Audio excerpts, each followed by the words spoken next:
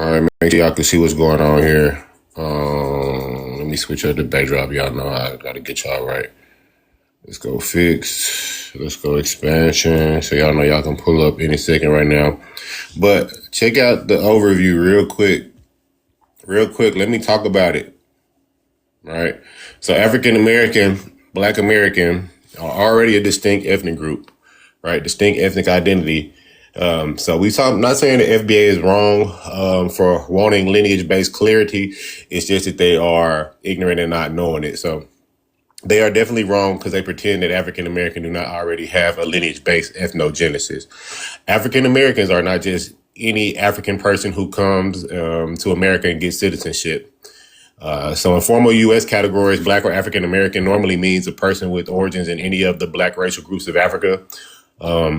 While terms like American Indian or Alaska Native kind of separately defined as originating from peoples in North and South America with any tribal affiliation to it, the community of attachment. And we'll get in how FBA is pretending in Moore's hideout. But yeah, the census definition is broad because it is a race category, right? It's not an ethnic definition. Ethnically, African Americans, Black Americans generally refers to the United States form people descended from African enslaved in the United States. And we shaped that culture through slavery, emancipation, Reconstruction, Jim Crow, the Great Migration, the Black church traditions, the Gullah Geechee, AAVE, blues, jazz, hip hop, soul food, the civil rights movement, and a uniquely American Black cultural formation. So the confusion for most people comes with pretty much not understanding the distinction between race, nationality, ethnicity, and the lineage. We go through this like almost every live that I have. Black is a racial descriptor, which is tied historically to African descent. That word has been used ever since Negro from the Spanish and Portuguese, literally meaning black, which comes from the Latin Niger.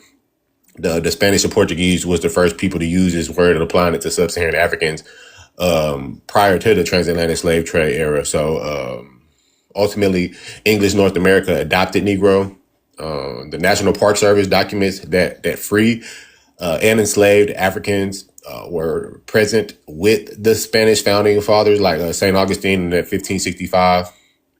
It's in the Encyclopedia of Virginia, traces the first Africans in English Virginia to captives that was likely taken from Angola or the Dongo around 1619. So the idea that Black has no African attachment is really just honestly silly.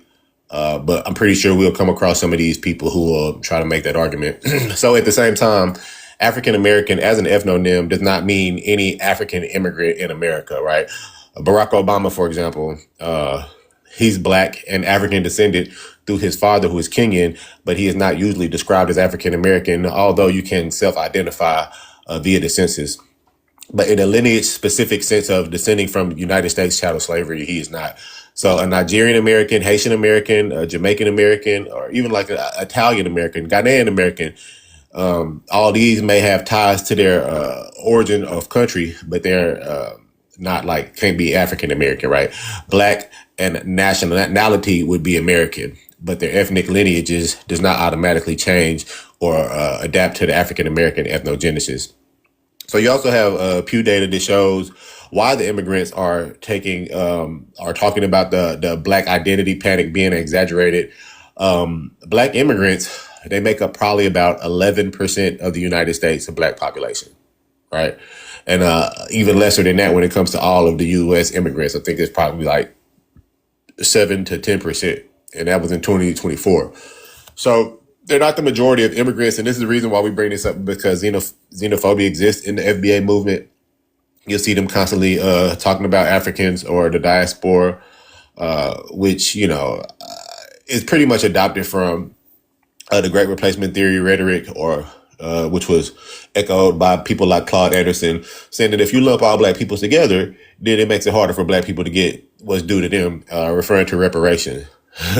So where that argument can be useful or eligible in reparations is because reparations are a specific injury claim, which is tied to the United States and its descendants. So HR 40 frames itself around slavery in the United States and the 13 colonies between somewhere around 1619, 1865, and then subsequent discrimination against African Americans. But California's Reparation Task Force likewise debated this exact issue and voted for lineage-based eligibility, which was tied to the descendants of slavery or free black people in the United States before the end of that 19th century. So that's the distinction, right? It does not require inventing a new ethnic identity or even attacking the black diaspora. The lineage literally already exists inside of the African American identity. So the correction is simple, pretty much. African American is already a distinct ethnic group, which was formed by the lineage, culture, and the history in the United States. It's not solely a phenotype. It's not solely African origin. It's not two continents connected together, and it's not an immigration label. The best argument is not we need to stop being African American. It would be African Americans, Black Americans should be understood, unite as they are born in United States ethno-cultural lineages, which are rooted in enslaved Africans and their descendants with a reparations claim proven through genealogical records and those historical injuries. So, yeah, let's talk about it. The invitations are open. You say you can't go against FBA. I really just deconstructed and demolished FBA as ultimately being ignorant to the fact that African American is the lineage, and they have no reason to exist besides to be a hateful groupthink of weirdos who are xenophobic because they have adopted the worst of white supremacist talking points. But if you feel bold enough, please come up on here and you can get clipped, and everything is getting forwarded to the YouTube. So yeah, let's make yourself famous today. Come on up. Let's talk about the FBA. And then also, this is a Pretendian and Moorish hideout, right? So the claims of the FBA group, per the official website, is that they was in America prior to colonialism. This is removing you from the claim that you was forcibly trafficked to Americas and a part of the chattel slavery. So which one are you? Are you going to be an Indian or are you going to be African American? Are you going to be a Black American? And for more clarity, Black does mean to be a descendant of Africa. It's not solely a color, it's not solely a phenotype, but it's a geographical location, right? In that sub-Saharan African region that I was referring to you earlier about the Spanish and Portuguese, firstly calling these people Negro. We know the English adopted Negro, and Blacks make this an ethnonym around the mid-century. So let's talk about it. If you're feeling bold, if you're feeling like you got some scholarship, please don't make no excuses. Everybody already kind of knows what it is with me. I'm going to get straight to the point. If you have some evidence to present, let's do that. But yeah, let's talk about it. Oh, and the Moorish hideout too. There's a lot of these people, the Moors. I guess the easiest way for me to substantiate that is to go to this shit that I had found out later in the game. I would have been bringing this up, but supposedly Tariq Nasheed, which is the founder, he doesn't like to be called the leader, came up with this app. It was called the More Us app.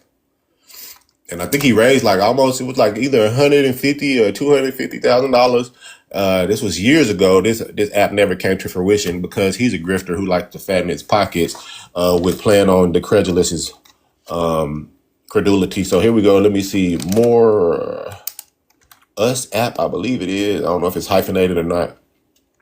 But yeah. And you got to think where these talking points come from. Let me see. Yeah, a lot of them stem from this MSTA rhetoric. This pretty much a staple in the Black community, especially for people like in the Midwest. Hold on, it's giving me some spell check. Let me put his name in there. So yeah, let's talk about it. You don't have any support or real talking points. Yeah, I just made all my talking points, and you're talking from the comments really because you're scared to have a conversation with me because you know that you cannot compete with me articulately. So yeah, you're going to stay in those comments, and you're going to be a comment warrior. That's another stereotypical trade of a lot of these pseudos in general, not just the FBAs, but Pretendians, Moors, the Hoteps, all alike. They like to stay in the comments because they know they can't pop it better than me. But you have been summoned, but you still decide to stay in the comments. So it says More Us is a social networking app conceived by filmmaker, author Tariq Nasheed. Let me see if I can go to this the original site. Where it showed like how much money. It says right here it was 83,000. Let me open this up. Where's this app at?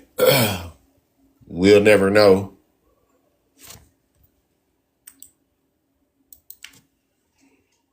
Yeah, we finna show the image. We finna show the image. I know they gave me a warning, y'all. Come on here, get this smoke. It's crazy you get a warning in less than, 10 minutes. But that's how they do the real. That's how they do the real. TikTok, stop hating. Damn.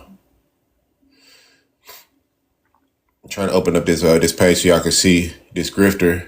Professional grifter. Professional scammer. I mean, it doesn't matter whether I talk about FBA or not. I'm giving y'all clout when I talk about y'all. Y'all really don't exist outside of the internet.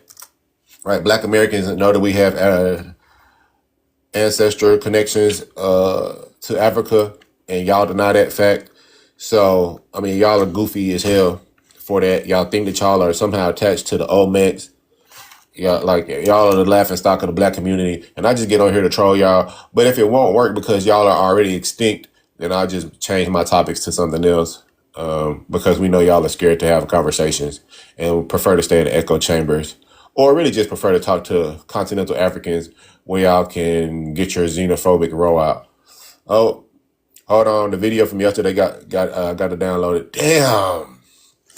I don't got my hard drive in here, y'all. Hold on. We gotta go get my hard drive real quick. So yeah, FBA, this is the best thing y'all can do, I ain't gonna lie, is to let the internet know that y'all are scared shitless of me. Y'all don't want to debate against me. Y'all don't want to even have a conversation with me because you know I smoke your boots every time. And that's how I know y'all ain't as crazy as y'all make it seem like y'all are, because y'all know when y'all are Trump invested. So let me see here. Let me get my hard drive real quick. Yeah. Stay in the comments. We got let me see, tell the dude to do this in the comments. Bobby Schmurder. Yeah, of course that he's gonna come up on here and sound like Mushmouth. So we're not worried about it. But hold on, let me get right real quick. So I can upload this.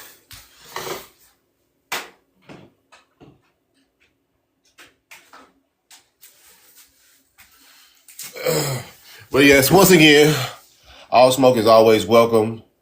But they kind of know what it is. But yeah, like I was saying, the misconception all starts with pretty much ignorance, right?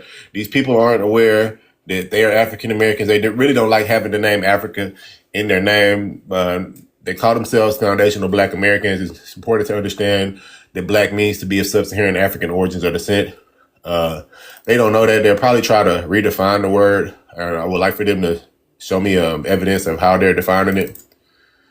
But yesterday's live was pretty good, y'all. So I'm going to upload this on TikTok, on YouTube right now. But y'all come on here. Please don't be scared of me. I already know. This is not one of them lives where somebody's going to talk over you. It's not one of them lives where you come up here and crash out. Let's get a conversation going. Okay. Now that I got that saved, let me see if I can open this up, y'all. Let me see if I can open something up about it. Try to show the screen because I know they be set tripping with your boy. So this is on Urban Geeks, Mora's new social networking app, African. Oh, it even says it up there. Mora's social networking app for African Americans. So let me see if they talk about it. This is 10 years ago, never came to fruition. Let's see if it got Buddy name in here. So African Americans, you see this? Y'all, I don't even got to argue with y'all. Will soon have a new forum with the upcoming release of More Us. So y'all know the reason why I'm showing y'all this is to show y'all this is a Brittonian, but also a Moorish hideout. Social networking app created specifically for people of global African descent. Oh, so this is before the FBA movement. Tariq Nasheed, author, documentary filmmaker, media personality, he sure is, has announced that the app is in the development phase. What happened to this? He says he is disaffected with the banning of certain conscious pages and posts on more social media platforms. Nasheed believes that people of color need their own platform. Okay. So in a recent YouTube video, he described the mobile application as a central place for like-minded people to talk about empowerment. The app already has some people talking about the anticipation of the release. The controversial social commenter is known for his books on dating and appearances as a pundit, well-documented series Hidden Colors Hidden Colors has been chopped up. We actually need to do that again, which highlights the untold accomplishments and history of people of color throughout the world.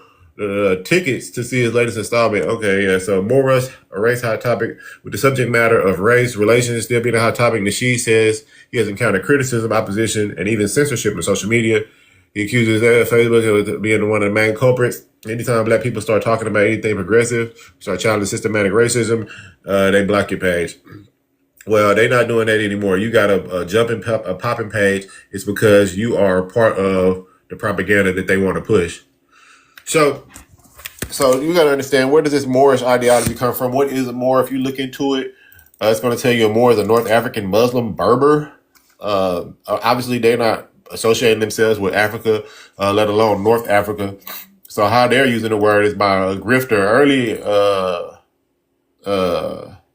20th century grifter named Noble Drew Ali, or Prophet Noble Drew Ali, what they call him, started a cult or religion somewhere in New Jersey, ultimately in Chicago, which was a predecessor of the Nation of Islam and pretty much a precursor to that ideology as well. But yeah, he said that y'all was Moors as a nationality. So you can see black Americans have been trying to search for identity the whole time. But I mean, it's really already been right under our noses with the attachment to chattel slavery and everything that I mentioned earlier as far as our historical connections to the Great Migration, Jim Crow Reconstruction, the Gullah Geechee, AAVE, blues, soul food, the Civil Rights Movement, hip hop, etc. So it's already that's already the culture, and it's attached to the name African American. If you don't like the name because it has African in it, too bad. Nobody's getting down with FBA just because it sounds like FBI and NBA at the same time. So African Americans, black Americans are already a distinct ethnic group, and FBA are ignorant to that fact when they say that they're delineating. Oh yeah, let's talk about this word delineation, right? So they mean pretty much to set apart. So this is the easiest part, right, of the argument, right? What are you setting yourself apart from? They'll say diasporic Africans, whether it's Caribbeans or continental Africans.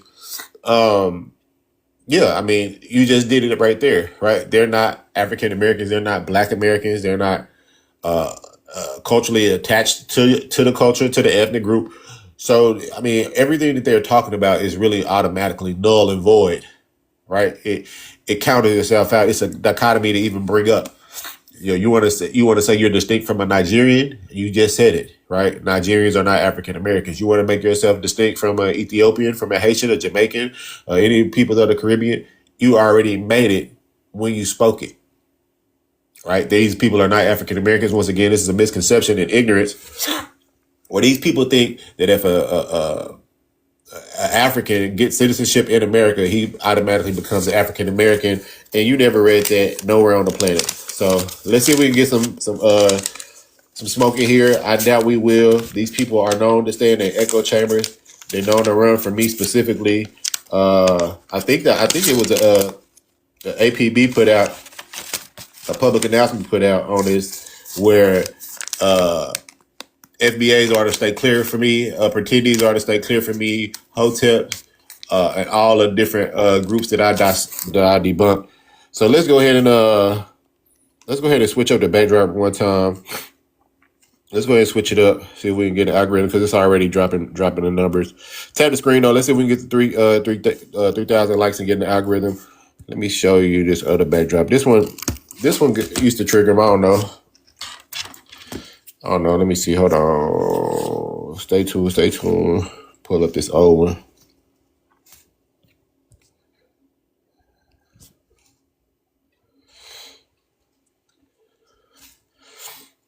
Hold on. This is not really the one, but NBA flag is still in here. Their daddy is still in here. So we see. I just didn't want to leave y'all holding too long.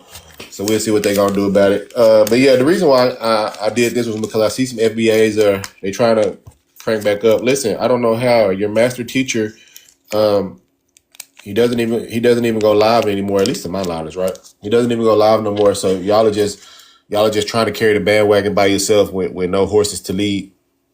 And like I said, I just really wanted to troll these people and let them know, like, obviously y'all don't exist no more. Y'all don't have any talking points. Y'all refuse to address anybody with counter arguments. And I am, in fact, an African American on both my maternal and paternal side. So yeah, let's talk about it. Comments is not going to get any of these claims proven, right? But yeah, pretty much just demolish it, right? So when we look into the, I think actually Britton, I forgot to hit you back. I did watch that whole video. Actually, I already had clipped that main part where Claude Anderson was talking about if you lump all the blacks in with African Americans, then you make it hard for us to get what's due to us. Once again, like, how are you going to get what's due to us? It's going to be based on a genealogical connection to chattel slavery, to Jim Crow. So yeah, what are they even talking about, right? Like, you just don't look at somebody. That's why I say these people oversimplify everything, and that's where all the misconceptions and misinterpretations derive from.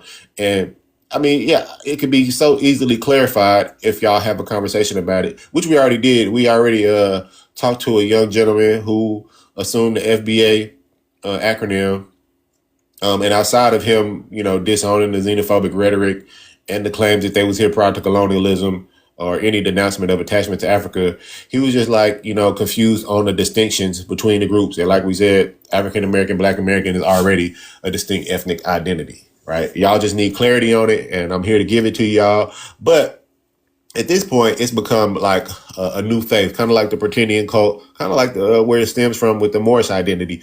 These people want a sense of belonging, and for some reason, African American is not sufficient for them. But nonetheless, the term been here before most of y'all have been alive, so I doubt it's going to change. And especially, like I say, with the misinformation that's included in this group. So let me also go to their website and show you. I do have that photo saved, but I don't feel like going to it. So let's go to the official FBA website. Oops. Not fulfillment by Amazon, which is already copyrighted, which is why y'all can't use it in another place. But the foundational Black American official FBA. So we open this up. And then, like, if y'all was here prior to colonialism, why do y'all say 1526? He tries to correct it. It says it was like when we first started, I guess, putting up a fight. But if that was the case, why y'all didn't do that in 1492? If y'all claiming to be the Olmecs, then you're not solely claiming to be a North American descent. So make it make sense. And yeah, more than anything, he's selling shit on here, selling these little like trinkets, a book that nobody bought. Never seen nobody open that book and reference it. You actually have a flag. Never seen anybody flex this flag. Yeah, but here we go. When he goes to what this flag even means, it represents the three groups who make up the ethnic group that will become the foundational Black Americans, which are the Black Aboriginal people of North America. What the hell is that? What the hell is this, FBA? What is the Black Aboriginal people of North America? You would have to once again understand these two words, because these are the nouns that's being used. Black Aboriginals. So we already know they talk North America. Black, to my knowledge, means to be of sub-Saharan African descent, and Aboriginal means to be the first inhabitants or true natives, right? How are y'all the true natives and of African descent and substantiating y'all was here prior to colonialism, right? This is what this term means. It's also the Black explorers and traders who had contact with the Americas before Columbus. So this is all going to be based on the Abubakar claim, which has never been proven or substantiated. It's oral tradition, oral story. It's not backed by anything of evidence. So why are y'all using it? Let me see if I can just go ahead and debunk your boy, since y'all don't want to participate. I'm just gonna go in on your boy. I'm gonna leave my animated series of Batman and get on y'all roll. So I like to watch the one where it's like, it shows like 1 through 7. I don't see that one popping up real quick. So I'm just gonna go to the first one. Says full documentary. I don't know. We're gonna go to the first one. So yeah, this is what the error that y'all made. Y'all watched the video. Y'all didn't cross-reference it. Y'all probably didn't know how to cross-reference it. You didn't have a proper methodology to doing research. So I'll do it for you.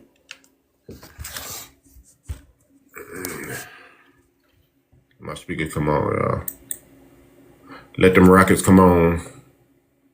That's Abu Bakr right there. Let's go to the Mansa Musa right there. Let's start it off. Historically, across the African continent, you have the kingdoms of Kuba and Luba in Central Africa. Mansa Musa was the king of Mali in the 1300s, very wealthy brother. During the dark age of Europe was going through a dark age. Africa was thriving. It was the gold capital. Mansa Musa was considered the wealthiest man on the planet at the time. Mansa Musa had a very well-known pilgrimage to Mecca, where he went to Egypt and went to Mecca and went through Egypt, and he gave out so much gold, it threw off the Egyptian economy. In today's terms, Mansa Musa gave away what would be the equivalent of $100 million in gold. The African was the first race to circumnavigate. Okay. African is not a race. And also I did want to correct 2 Week Nasheed. Did he said it was during the Dark Ages? The Dark Ages is actually from the 5th to 10th century. So y'all can go ahead and give him an X on that one. All right. Navigate the entire globe. All over Africa. And then the reason why I hate this video is because it's just a whole bunch of people making claims. Like, what if your teacher taught like this? It's like somebody up there teaching with no textbook in front of them. So let me explain this to y'all. Of $100 million in gold. The African, And it's important to know how he got that gold. Look at this dude. was the first race to circumnavigate the entire globe. All over Africa. All over. Okay, yeah. So that's not how it works. Firstly, Africa is not a race. It has over 3,000 different ethnic groups in there. Racial groups wasn't created according to the 18th century. And he's using presentism to say that they're a whole racial group. They're not. The racial group at that point would be humans. So yes, humans do migrate out of East Africa. But during that course, they evolve or have what y'all like to call an ethnogenesis and become different racial groups or different ethnic groups or tribes. And these are the people that ultimately migrate the world and populate the world. It's not like black people is setting up a group of people and saying, "Hey, we finna go across the whole world and circumnavigate it." That's not how it works, y'all. Yeah, no. Over the world, the peoples of color that they call Africans, Alkebulanans. Let's look into that word. Yeah, I've been telling y'all before that that's not even a word. That Alkebulanyan is not a word. So how do you know if it's not a word? You go to the etymology of it. Of Alkebulan.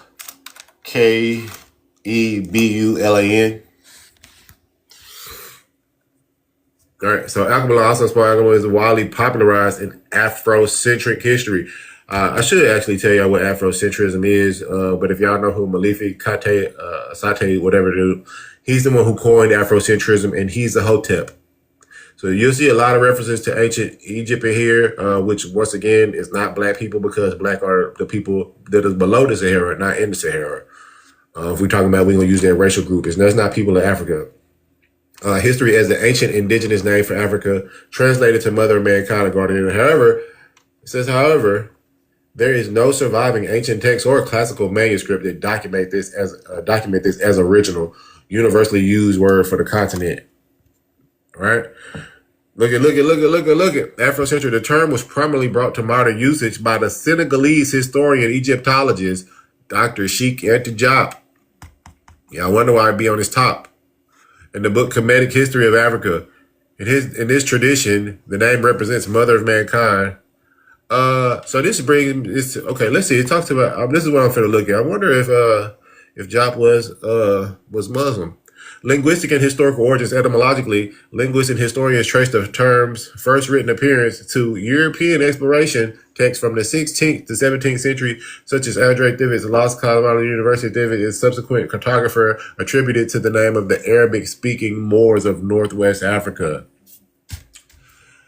Like, these people, they like to put shit on their neck, but they don't know what they be talking about. We were all over the world. So to say that in Ghana, they had the Ashanti, they had, I mean, all over, we had powerful dynasties, so innumerable we couldn't even name them.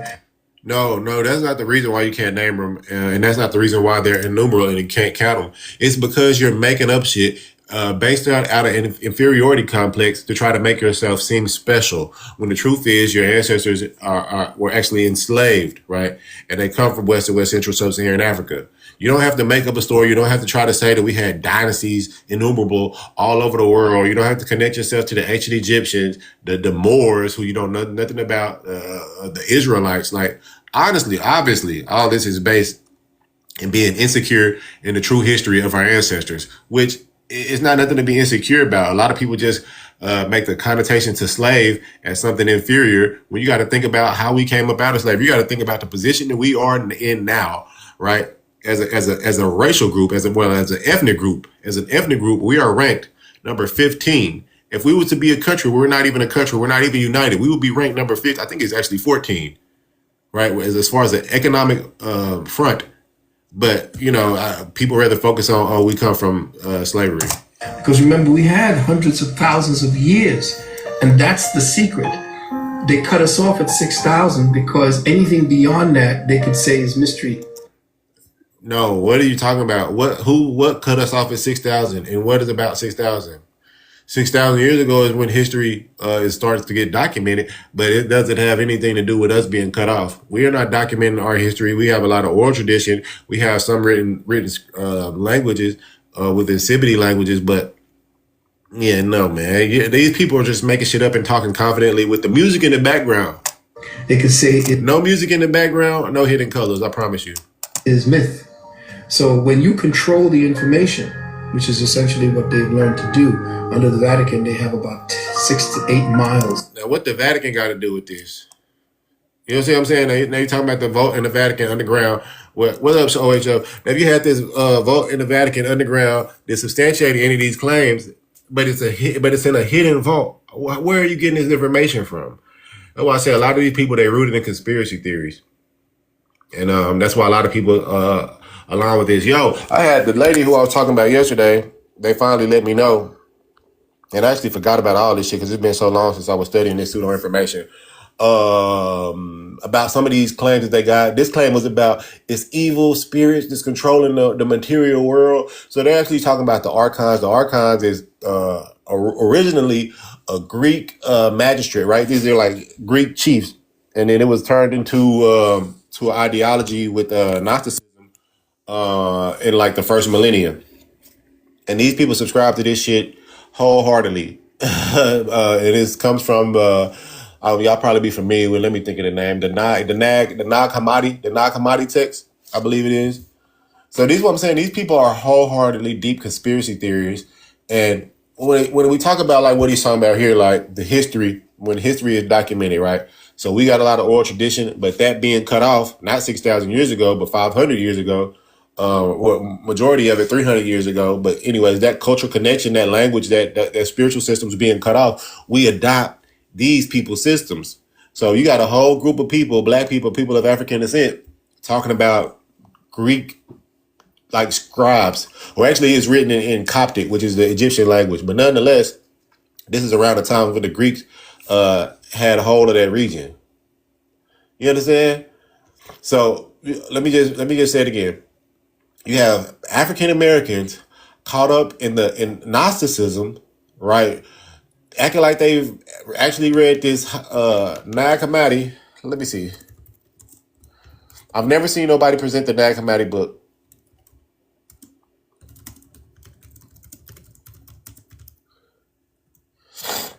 Never seen anybody present it. So check this out. The original Nag Hammadi codices contain over 1,100 pages. So this is kind of like what's the other book that they be reading? I forgot the damn name of it. They not reading this book. They not even reading books with 300 pages, 600 pages, let alone twice as much. But yeah, it's supposed to be surviving Coptic papyrus written in the first millennia. CE. But this is nonetheless where they're getting this shit from. I was just like prefacing that because of the video. I'm just in these comments. I didn't make a clip of this, but the lady ended up following me. But I got assaulted and attacked in the comments just by asking genuine questions like, where does this information come from? And this was 3 days ago, and I'm finally getting the answer today. Somebody telling me look into the archons. Right. So after I let the lady know, okay, looking into the archons outside of the Greek chiefdom is referencing me to the damn Gnosticism. Gnosticism is an amalgamation of Judaism, early Christianity, and Middle Eastern, like Near East ancient traditions. So once again, it's syncretism of all the ideologies. Oh, and also Platonism. Platonism is a part of it too. So it's just an amalgamation, the syncretism of all of the ideologies that's already out there. Once again, my main talking point argument for this, the same thing with the theological belief, is if we've been in Africa, biologically, our people been settled in Africa 60,000 years ago with us who we are biologically, and on our paternal DNA, E1B1A, we know the women had to come with us. Why are we talking about this new wave ass shit? This is relatively new. This Gnosticism is only 1,000 years old. And yet y'all think they got it right because they added all the shit together. They added Judaism. Let me just show y'all. Oh shit. Let me just do it like this, y'all. I'm tired of typing. What is Gnosticism? So yeah. So right here we got Gnosticism, collection, ancient religious philosophical ideas that emerged around the 2nd century CE. It is a core belief is that salvation is achieved not through faith or following religious laws, but through acquiring secret, mystical knowledge, gnosis of one's divine origin. Let me see if I can get a bit more there. So I can show y'all what these people are stuck on. And like I say, it's just so unfortunate because even like now, I'm deterring people off of the ancient African spiritual systems because, I mean, we was already detached from it in the first place. And now we speak a language where we really can't understand it in its nativity in any way, right? And then on top of that, we're comprised of hundreds of ethnic groups, right? And there's multiple different spiritual practices in Africa. It's not just Vodun. But yeah, let me see. Gnosticism, heavily dualistic, adherence to spiritual realm, fundamentally good and pure, the demiurge. Unlike Judeo-Christian belief, that believe in a supreme God created the universe, Gnostics believe the material world was created by a lesser ignorant. This is what they talk about, the malevolent being called the demiurge. Humans are believed to possess a divine spark or trap. So yeah, and it's so sad. Oh, they got Jesus in here. View Jesus as a divine. Okay, so obviously got Jesus in there. Once again, it comes from Judaism, early Christianity, and the likes of that. But I just want y'all to know this is the reason why we even getting a reference to the Vatican in this, like it has something to do with us. All these books are new wave. All these books are new wave. Let me see something else real quick. What happened to the University of Timbuktu? Let's see if we get an overview on this too. I really want to get a timeline. It says Morocco invasion in 1590. University of Timbuktu, primarily University of Sankore, transitioned from a major global center of Islamic. Okay, we're off of it. Let me see. Yo, what's up? What up, family? You FBA? Yeah.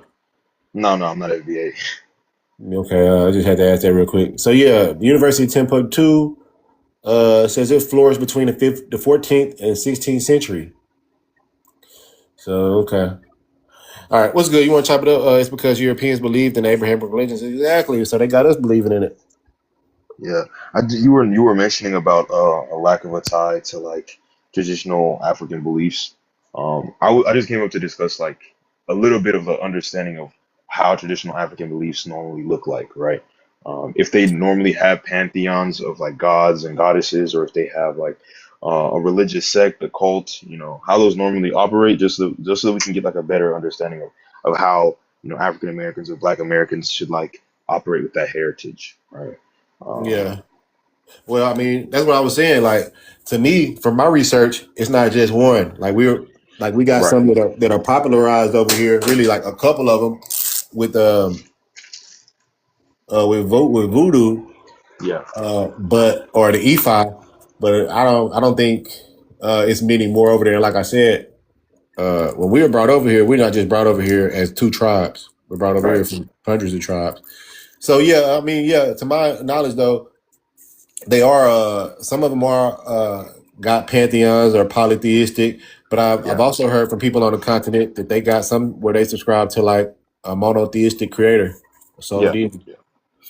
Yeah, so there's actually in most like in the way that African religions most of the time, so if we're talking about, Bantu specifically, because that's like the vast majority of the population, Niger Congo speakers, they're gonna have like a similar type of religious setup, right? Some of them have monotheism, but even amongst their monotheism, like their gods aren't necessarily active in the people's lives, right? So the way that their spirituality works is that anybody can have their own definition of how they choose to live their spirituality, right? And whether they believe in a certain god or not, right? But the core belief is in like in the idea of like curses or spirits and things like that, and how like certain energies can affect people, right?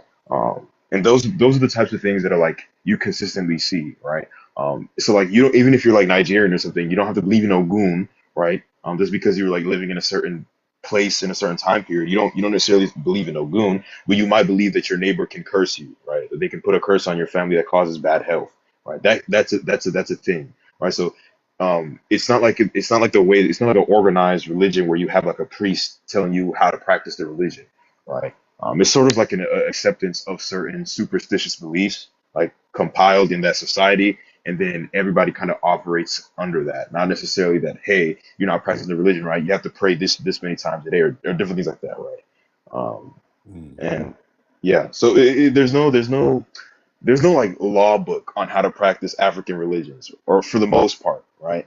You do have some like religions in Eastern Africa that do have like a Christian base, but like a very very early version, and it kind of it separates itself. Like Orthodox, Ethiopian Orthodox is different from like Russian Orthodox, right? They're different because they have different bases. They started at different points, with different cultural influences, right? Um, but yeah, like it's very hard to paint a broad brush because of how like diverse African cultures for their religions are. So I would say that if somebody in America, a Black American, is saying, "Hey, I want to get in touch with like African spirituality, or something like that, like my ancestors' religion and things like that," you could very well be doing that. Why? Because there's no like version of a Bible for them, right? It's all, I don't want to say vibes, but it kind of is all vibes. It's interesting. All vibes is crazy. So I mean, um, is some of them this where it's like is it initiation? Is it how do they call it? Yeah, there's I mean it depends, right? They do have some like quote unquote societies that are mainly, we can like anthropologically we can base them off of like male versus female like types of social structures. For example, like if you were a man in a society and you were going to be like initiated into like the male cult, quote unquote, they'd like tell you secret knowledge that they don't tell women. Like, oh yeah, as a man you have to understand this how you gotta move. Basically stuff like that. It's not like a real quote cult. They don't actually like, I don't know, believe that stuff. So if you're like a Zulu or like a Xhosa, right, there's like an initiation when you turn like, I forgot how old, maybe like 12, where they take you out into like the mountains, you get circumcised, and they teach you how to be a man. They like, supposed to like give you information on how you're supposed to guide yourself as a man in the future, right? But there's a part of that where you have to get circumcised. I think there's also that also is in like Maasai people in East Africa as well. Um, but yeah, so it's like you have these initiations things that are tied to religious and spiritual beliefs, but they're more so to do with like cultural and like social cohesion, right? You're making sure as men you do this, or as women you have like these beliefs and different things like that. And then I also read on something like where people are attributed maybe like a deity of some sort, like you are the house of this, etc. I think you might be talking about like clans, and those clans are more so to do with like let's say your kingdom starts like 1,000 years ago, right? The person who founded the kingdom is going to eventually become deified to some extent. There are people going to be like, oh yeah, he's a mystical figure. He could do this. It's like, no, that's not true. He was just like some king. He founded this tribe. The tribe got bigger and bigger and bigger, and eventually became the dominant tribe in their region. But then the guy who started it becomes deified. But then everybody, all the males who can trace their lineage back to him, they now call claim to being like the descendants of a god. You know what I mean? That's basically what That's very happens. interesting. I think Nordic mythology is kind of like that. When I read Yeah. into like Odin, some of his names pretty much said he's like the great grandfather of the people. So is this like the same thing when they say like she's a child of Ogun or etc.? I've never actually heard she's a child of Ogun or anything like that. Oh But yeah. no, no. But I think that also has like its origins in that because like you have multiple different like just having a god that is like responsible for like lightning or like iron working is something that's very very common in a lot of like Niger, Congo, Bantu like religions. Because like they're mainly agriculturalists or agro-pastoralists who have a large culture surrounding iron working, right? So Uh-huh. if you have this like god who's like an ironsmith, he can make iron. He can control the weather like with lightning and stuff like that. You're gonna see this pop up all the time. Like, he carries a hammer. You know, you're gonna see this like following like all the time in many different Bantu and Niger Congo cultures, because like that's what their cultures value. And you can have like some guy who like introduces it, right? He's like, oh yeah, I found this thing, and now the culture like kind of praises him for introducing everybody to this technology. But he may not have ever been a real person, you know. This Yeah, is just yeah. ways that they can like pass their stories on. And most people don't even like pray to somebody like an Ogun or like in their cultures who that is. There are quote unquote like witch doctors. Like you've heard of those, right? There's like witch doctors who like could like create potions. They're basically witches.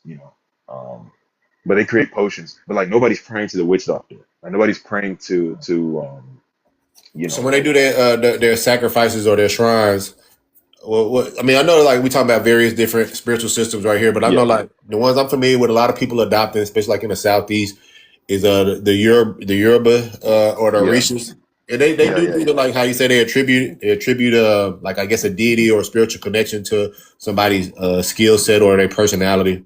Yeah. I mean, a lot of there's also like traditions of naming people after specific days. Like I think I'm forgetting which specific tribe. It might be the Ewe in Ghana.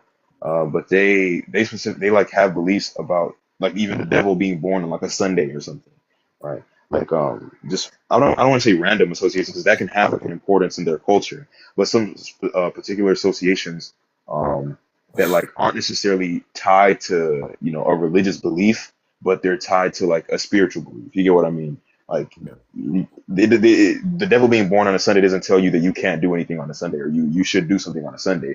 That's just like a belief that everybody. I don't want to call it a superstition, but it's just something that everybody in that culture has like a belief on from that culture. You get what I mean? Yeah. It's like if you grew up in a family that tells you, hey, don't jump over a broom or something like that. It's Yeah. like it's not like you're praying to the broom or anything. It's just like a superstition you guys hold. You know.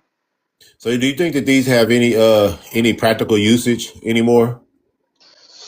Um, I think they do. I think they do. I think the reason that they come about is to have like social cohesion, right? Like I said Mhm. earlier, Yeah.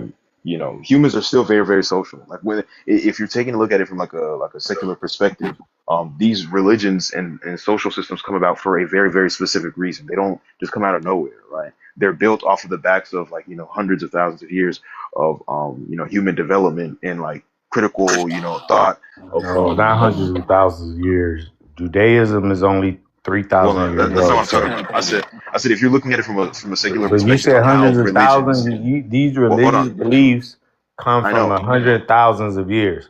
No, that's not what I said. Judaism in and of itself, which is considered the first main religion, is only 3,000 years old, sir.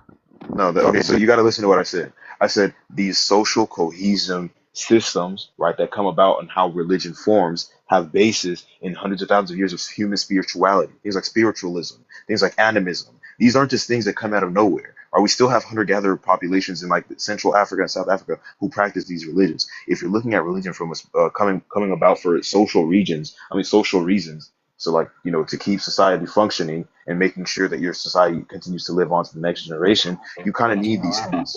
Right, but here's the rebuttal. When it comes down to ancient, before, or what we call antiquity types of religions, you know, these were people who didn't understand how seasons Right. affected the what. Excuse me, let me finish, bro. Well, I'm So just agreeing with you. they didn't have a hypothesis, and then they didn't have a research methodology. You know, they saw that okay, if they ran out here during a particular part of the time and chanted and marched and danced around, then the rain come down. They didn't understand that was fall. They didn't, when it was so hot and they couldn't grow particular crops. You know, they didn't know that was the fact that it's summertime, that, you know, some things change atmospherically. And so, you know, again, the fact that here we are in 2026 and we have answers for 99% of this shit, right? 99% of it. And the reason why we don't, you know, as far as from the scientific community, we don't say we understand everything 100% is because we understand that this shit is fluid, that this shit is not static, it's not set in stone. It's something that can change tomorrow. You know what I mean? So, in 2026, should we, as intelligent people who have evolved intellectually, academically, scientifically, and so on and so forth, should we still be harboring ideas of, you know, yesteryear, right? When it's so easy to debunk whether or not the according to the Bible, the sea turned red.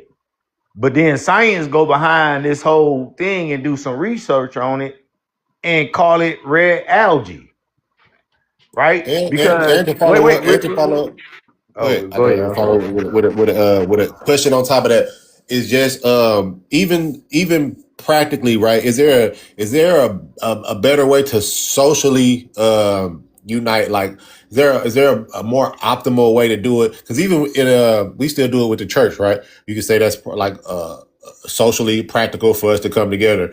Is there a better way? You know, since these things are kind of based in, like how you said, thousands of years of culminations of ideologies. Right. Yeah. So that's what I was trying to like get him to get to the point of, because I'm not sure where he was going with that, because your question was about what's the purpose of like religion, and like and I was gonna like my answer stays the same. It's like it's a very very pro social thing to evolve, right? Like religion and spiritual beliefs are very very pro social, and so when you ask me, is there a better way? I mean, maybe, right? There could be a better way.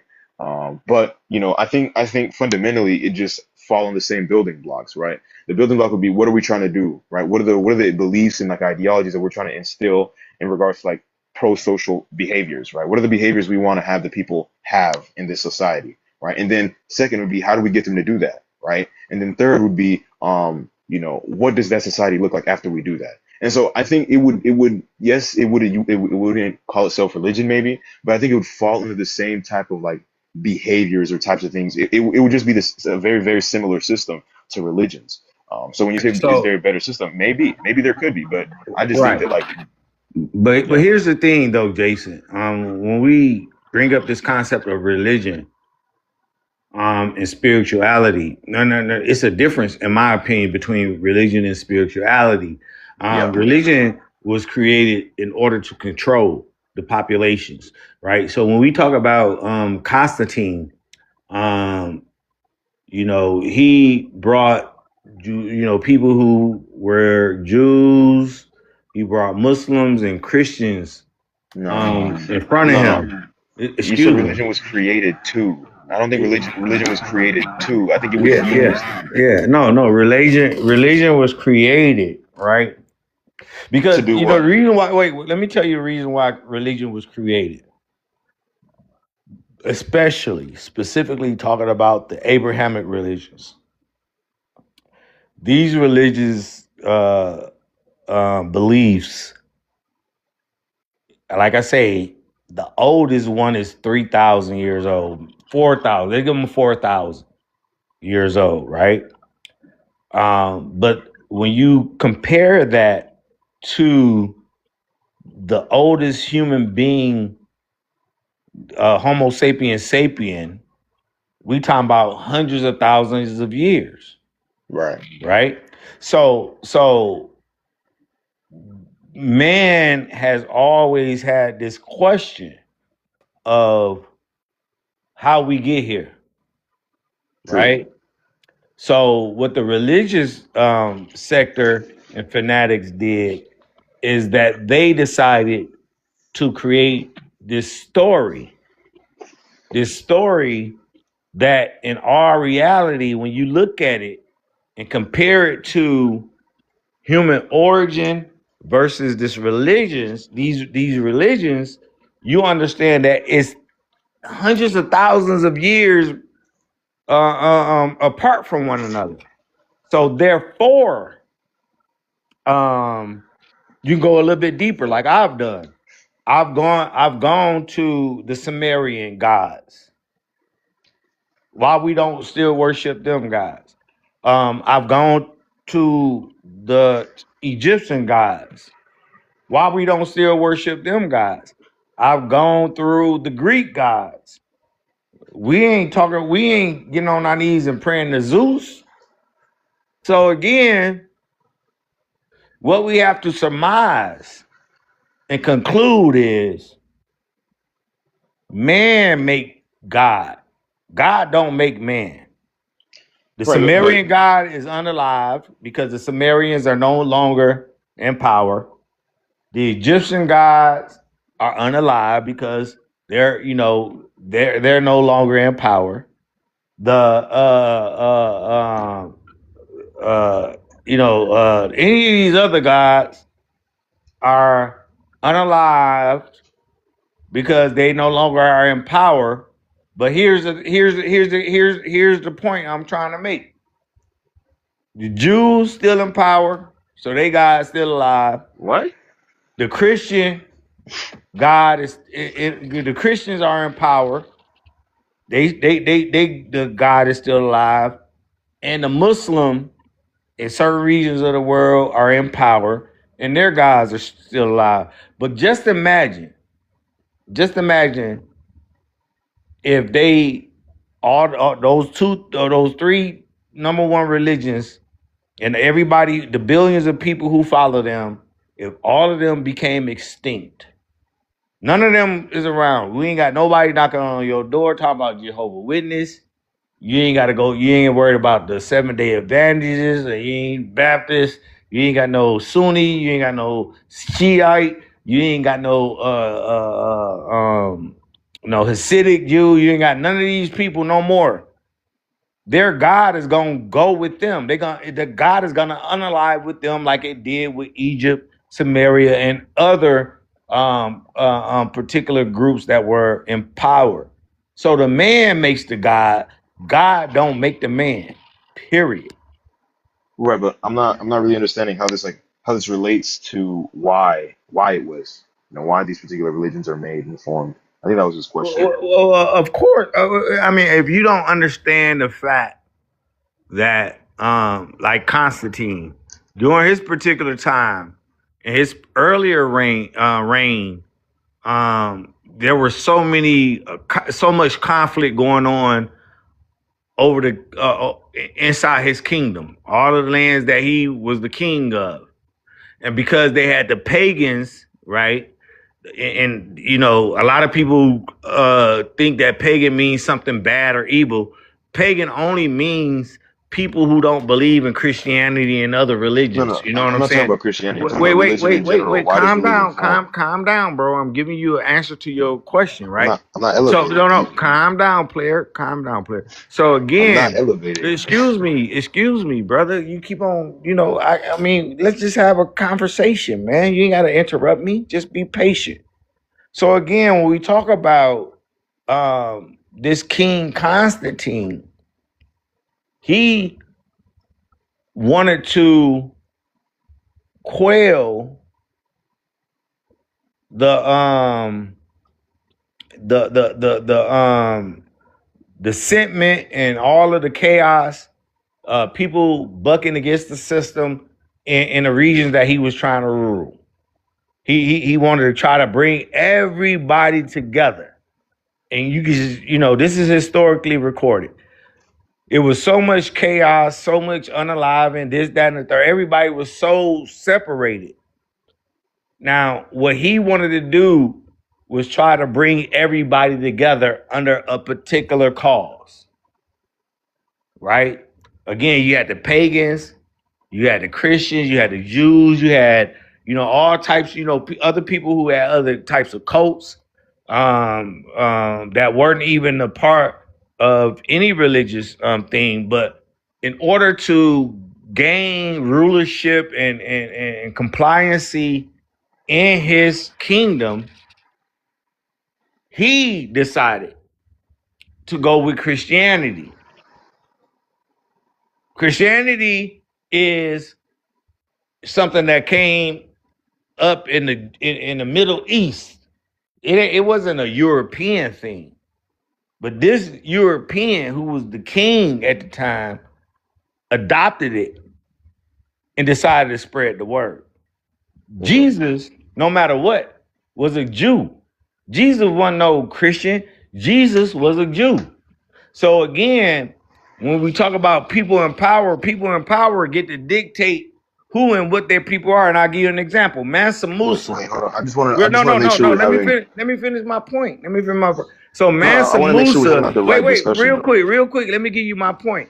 Because Mansa Musa, the richest man in the world, right, with one of the biggest kingdoms in Africa, the Mali Kingdom, was faced with going to war with the Arabs who were trying to spread their particular religion and ideology. And Mansa Musa knew that they were going through and ravaging, unaliving everybody. Either you got down or you laid down. And what Mansa Musa did was what we call today an executive decision. At the highest point, the richest man in the world because of, the Mali gold. But what he decided to do is not go to war with these people because he didn't want to see his people unalive. Now, the Crusades, we understand how the Crusades go, where you had the English, you had the Arab, and you had the small hats, everybody fighting amongst one another in order to push their particular agendas. Right, but recognize But at how the end of even it, in I'm gonna these. land here real quick. I'm gonna land here. But the thing about it is the people on the continent of Africa, even back then, were the oldest people in the world. They've been around for way longer than these people who decided to bring up and try to canonize their particular beliefs and put them in books and then spread them out as religion. So I'll land right there. Okay.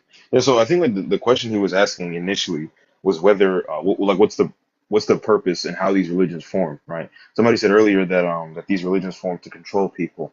And I don't believe that. I think that these are just the way that this works is that a specific spiritual or religious belief forms, that there's a cult, and then it grows to some extent, and then a leader or somebody takes a look at that and says, hey, I think that this would be useful to me, maybe, right? Or even they buy into the religion, and that religion spreads and continues in that way. It can be used, right? And it is used. but not that the religion forms specifically to be used for that end. If you look at Christianity, even in your example, you said that Christianity already existed, but Constantine or whoever you mentioned used the Christianity as a way to unify Rome, right?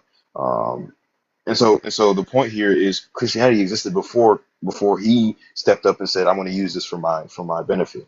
Right? It existed. So you can't say that Christianity formed in order to control, the Roman Empire. Right? That's not the reason. But so the point here is saying that a religion can form, spirituality can form. Right? People are always going to have spiritual beliefs, religious beliefs, all the time. Right? You can even argue that politics are a form of spirituality to some extent. Right? There's people, confiding over the same particular social beliefs, right? Saying that I prefer this, I think this is good for society, right?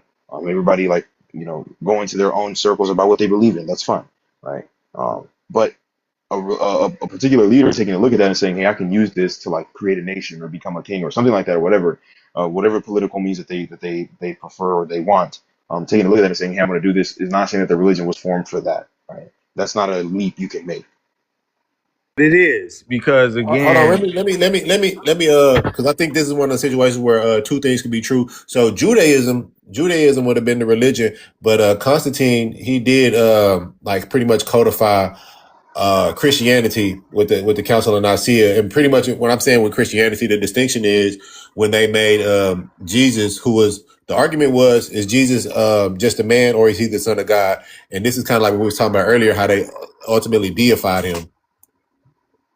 So that's what I'm saying too. I think both things are true. Like it starts off as tribal mythology, but it gets syncretized when people see that they either they see some type of benefit where they can either control people, or unite the people, or some form of that. But you can go ahead, Yeah, bro. yeah, we agree on that. We can agree that religions are used all the time. That's not my issue. My issue is with the belief that religions are formed for the purpose of controlling society, right? No, that's the basic need for it, right? Humans created for that. We don't that's the underlying mechanism on why it works, right? You don't have some guy pulling the strings at the top saying, hey, we're gonna make this new religion's gonna do this. No, it's just like people themselves, right? Some guy thinks of something and he's like, oh, I saw a vision or something, right? He may be lying, he may not be, right? And then some people believe him, they follow him and different things like that. That's how religion and spirituality forms. And then somebody uses that. Somebody can use that to grow their empire, to grow their kingdom, whatever they want. so again, back to my point as far as Constantine, put me on the big screen, please. No, I'm talking about religion in general, No, not just Christianity, not just no, Judaism, no, not no, anything. no, no, no. It was religion, period, right? So, Right, right. anytime especially for Black people who become these particular religious figures, somebody like Yahweh ben Yahweh, who adopted the fact that we were Hebrew Israelites from William Clay, Clay and some other, I forget the other man name, that actually were the true progenitors of the Hebrew Israelite movements in the late 1800s, 1888, maybe later than that. These people had that vision that you were talking about, right? They got, put on that sauce, and during while they were high, drunk, or whatever, they had these particular visions, and then they were able to push this information out here so much to where our people jumped on board and then start calling themselves Hebrew Israelites. When in fact, when you look at the Bible and you do your real true due diligence, you can understand and you will come to the conclusion that scientifically, socially, historically, Black people are not people that are a part of the Bible. In fact, you can tell that whether it be the Torah, who talks about certain prophets and characters that are in that Torah living for 900 years, 1,000 years, 20,000 years, and having kids when they 20,000 years old, you know that this is fiction, because there's no scientific evidence that would ever show any human being living past, a certain, especially in certain periods. I don't mean to cut you off, but that's not the discussion. Yeah, don't cut me off, but because I ain't cut you off, so just No, chill right, out. but we're not talking about that though. No, I just no. want to make sure. What we're doing is putting everything into context. So here is just again a quick Google. Ask Right, Google but that's the what I question. said. Wait, I excuse said me. See, this one. I like you, right, Jason, because you smart. but I But said that. Jason, You're taking my point. but Jason, what I don't like about you is I afford you respect to get your point across without No, you but you're very interrupting me. long-winded. All But right, you're And I also get like it. let's not do. Let me talking give about him. what we're talking about. Let me give him 4 minutes. Let to go uninterrupted. Then we'll do the same for you, Jason. No, I don't need So 4 minutes. I just want to have a discussion. But he's not talking about what we're talking about. no, I am I talking don't know what about you're it talking because about. again, in certain discussions, especially amongst Black people, I know that you're not an African American to what the definition of African American mean, but you're a Black American. So when we having these discussions, Black Americans, regardless to where they come from, tend to leave out the context in the historical and scientific information. And this is why, as far as the Black community here in America is so fucked up, is because we've been inundated, we've been saturated with so much misinformation, right? These people who have taught us about, history, they leave so much out of it. So again, when we again go back to Constantine, here is just a little thing that agrees with and support the fact that Constantine used religion to control his people without a shadow of a doubt. It's historically recorded. I didn't make this shit up. It happened. And just like every other religion, Judaism, Christianity, and Islam, they are all under the category of Abrahamic religions.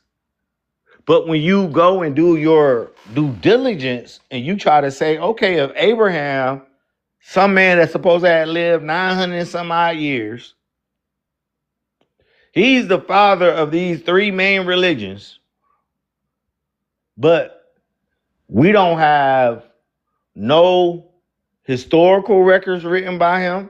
We talk about people like Herodotus, right? Some of the way older historians that recorded and was alive during those times.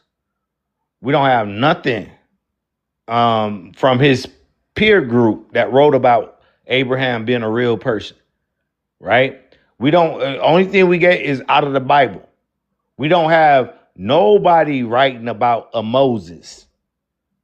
We have all types of information talking about the pharaohs that were alive, and we actually have their tombs, their skeletons. But where's Moses shit? Right? So again, what happened is, of course, we understand that as far as Krishna is concerned, if you go look up Krishna, you will find out that that's the same story of Jesus of Nazareth, a person who was born of immaculate conception, right? You can go to Osiris, you can go to all the Egyptian gods, and find this story was told way before Jesus' story even began. So you have to concede the fact that people who were and are in power learn how to utilize these things in order to manipulate us, control us, and then give us our worldview. When in fact, the African man has been around for hundreds and hundreds of thousands of years. And there was no religions that was ever recorded. That's why we say prehistoric and historic. prehistoric, we don't know what happened prehistorically. But as far as history is concerned, we understand where all this shit come from. And the same, and I'm gonna land here. The Islam is for the Arab man. Christianity is for the white man. Judaism is for the Jew white man. And at the bottom of all three of them religions, at the very bottom where they wipe their feet, are the African. And that was a part of the Treaty of Tordesillas in 1494. The African was placed into subjectivity for all of these people. And I'll land right there.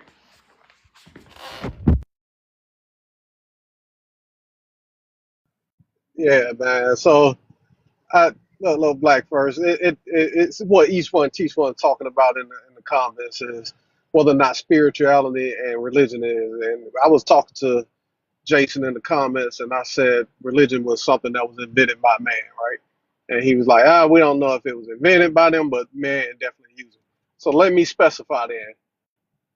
That's not what I said. That's not what I said. Hold on. Organized religion is something that's created by man, and spirituality is something that's created by man. Spirituality in itself is sometimes it's just like now I got this loony bin woman that's on TikTok right now. I sent it to Don. And this lady is loony, and they be talking about they see stuff, they hear stuff, or they took some stuff and some spirits talked to them and told them what to do and how to do it. You know, you always had human beings that just want to be known for knowing something. They want to be the first one to be known for knowing how certain things work. And that's how a lot of spirituality started out. It was delusional stuff. Sometimes it was based on fact. Sometimes it was based on stuff that they couldn't explain and they just used it. And eventually, when more humans started coming around these people, they went from being just a regular person to being a soothsayer or a prophet or any of these things, these titles you want to put on them. And then once they got the following, then they became a cult-like leader, and then you get religion that gets formed. And this religion that gets formed is based off of whatever ideology they fucking came up with. So now that you have organized religion out here, organized religion as we know it today, or modern religion, we know that that was invented. Like what he's talking about with Constantine, did he invent Christianity? Fuck no. But did he take Christianity along with other religions that he was over, meaning that he was these were his wars, all these different places, and he took their ideologies and merged them together, and boom, you got Christianity. Was this the following of some man from Nazareth and all that? We don't know. But we know for a fact that this story was something that was much older than 2,000 years ago. That he took from these provinces, he took from the Persians, he took from the Canaanite, all these other ancient cultures that had been there, even with the Greeks. He took all that and merged that shit together, like Bacchus, the god of wine and love and all that fuckery. That's where you get all this love everybody shit from. All that shit came from in a religion that he fucking invented. So that was organized religion. But yes, spirituality started from human beings. It started from human beings talking about certain things that A, they might not have had a clue about, or B, they got a spirit, they got a feeling or premonition. Really, it's just their mind turning the wheels. And once the mind started turning the wheels, it could come up with all kinds of shit. So instead of telling the kids not to go out into the forest and eat these particular flowers that probably will unalive them, they made up a story about it in order to keep them from harm's way or to give them something good. Whether it's something good to eat, something good to wear, all that stuff started out with organizing human beings in a social environment. So we know that human beings created spirituality. They also created fucking religion. That's a fact. Now, did it come out of now we could debate back and forth whether or not these people were delusional and they were taking poppies or they was popping something and they mind just went to turning the wheels and they came up with some shit. But did it come from some kind of spiritual realm or force somewhere? I highly doubt it. I highly doubt it. All that stuff talking about, because they always related to stuff that's real. They always talking about this place in the ground that's burning hot like fire. Why they got to say it's fire? They don't know of anything else but fire. It's something that's hot because it's a bad thing when you touch it. So it's real elementary and remedial for to use. You get me? Okay. You could tell anybody that. You could tell any child that shit, and then they will start to formulate a way of behavior. That's it. They trying to curb and mold and shape behavior. That's what religion is for. Spirituality started out a little bit like that because these people just had ideas and thoughts about could it be a force that controls the wind or the rain or whatever the fuck. We just know that this Absolutely. was human beings. Okay. But I what think. science did Hold on on. top Hold of on. Hold that, on. Hold on. on what Hold on, science did BlackFire. on top Hold of on. that, I think my 4 minutes.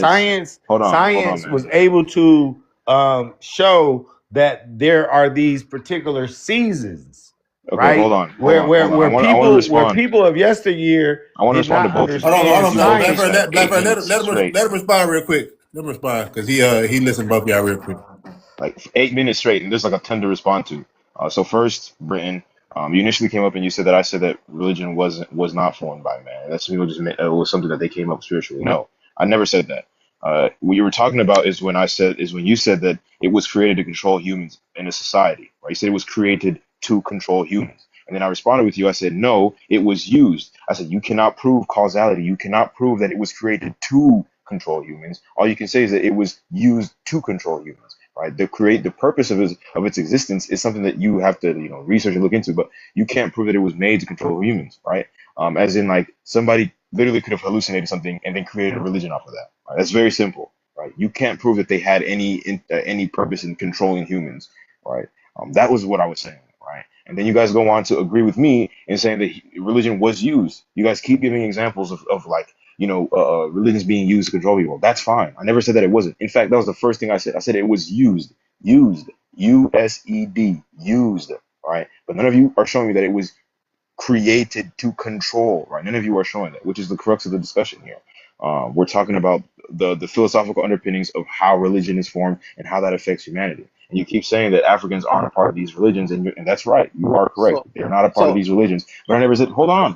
I got a question. I got a question there. Hold on. Yes, So you can ask the question when I'm don't done. I'm get not too done far. yet. I'm not too far. You guys we're allowed to speak for 8 minutes. You know how much stuff I have to remember from 8 minutes of your rambling that it has nothing to do with the discussion? See, now you're shooting, talking about ramblers. All right, You look, guys are bro. If you want to rambling. You're not go, talking about the I'm discussion. not fucking rambling. What you doing is You you guys trying to are. say that religion you can't prove that outside of Prove what? using Hold on. religion Prove to what? control, Hold on. You outside of can't prove using what? hold on, outside of using religion to control people. What is the fucking purpose of it?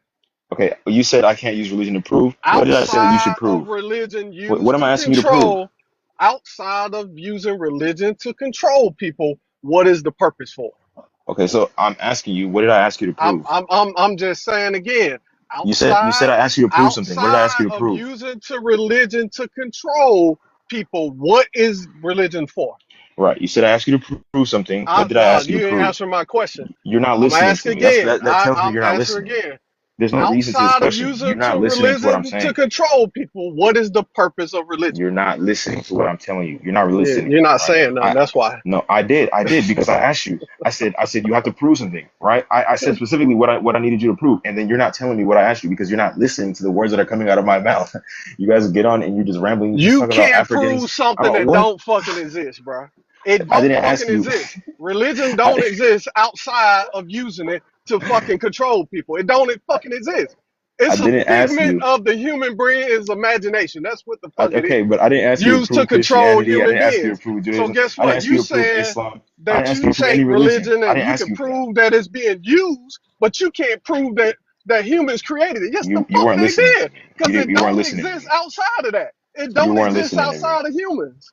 You weren't listening to me though. So you don't know what you're talking No, about, no, bro. no. You weren't listening to me. I didn't ask you any of that. You weren't listening. That's why I keep asking you to repeat the question to me because I know that you weren't listening. You don't remember the question.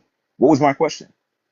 I'm not trying to answer your question. I asked you a So what's the question. point of the The discussion? What do you question mean you're not trying is, to answer my the question? question once again is, outside of religion being used by No, humans to no, no, no, control no. other That wasn't the humans, discussion. That what wasn't is the the discussion. purpose of That religion? wasn't the discussion. You said The it was purpose created of to control religion, things in a it society. was created to control No, fucking no, no, human no, beings. no, no, That's the no, no. purpose of it. There's no, there's There no, there's is no no, other there's no, purpose for it. It doesn't exist outside of any other way there's than no vacuum secret and space and society time. making No, it don't. religions. I That's didn't not say how it was religion a comes secret about. fucking That's not, society. that's not how Now you spirituality putting comes about. words in my mouth. I didn't say it was a fucking secret All right, society. man. All right, man. You You got it. got people Anyway, who in country so you ass used up my areas time. that's I was at creating 2 minutes, and religion, then that's you cut me creating halfway. religions and ideologies and spirituality in order to Mind you, I control let both human of you beings. speak for 8 minutes straight. And they ain't in no fucking Illuminati secret fucking organization. They ain't no fucking goddamn COINTELPRO. None of that shit. They just regular fucking human beings wanting to control other human beings.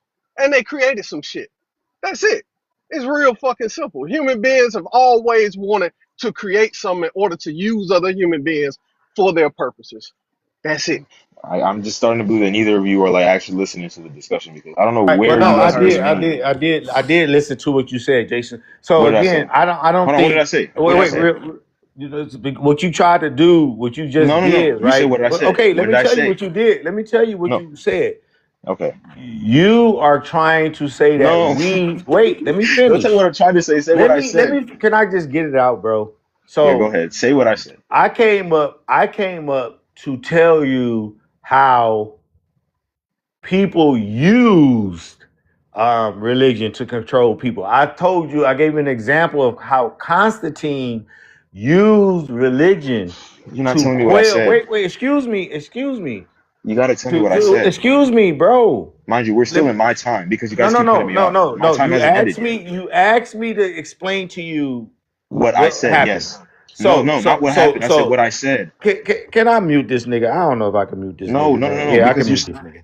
I can mute him. Okay, so again, you into my asked time. You cutting into my time? no, but you asked me to explain what No, happened. I didn't. No. I Yes, you said, tell did. me And I'm what telling I you, said. What I I'm said, not telling you what what you happened. said. I'm telling you what you said. So again, what you said was you talked about was See?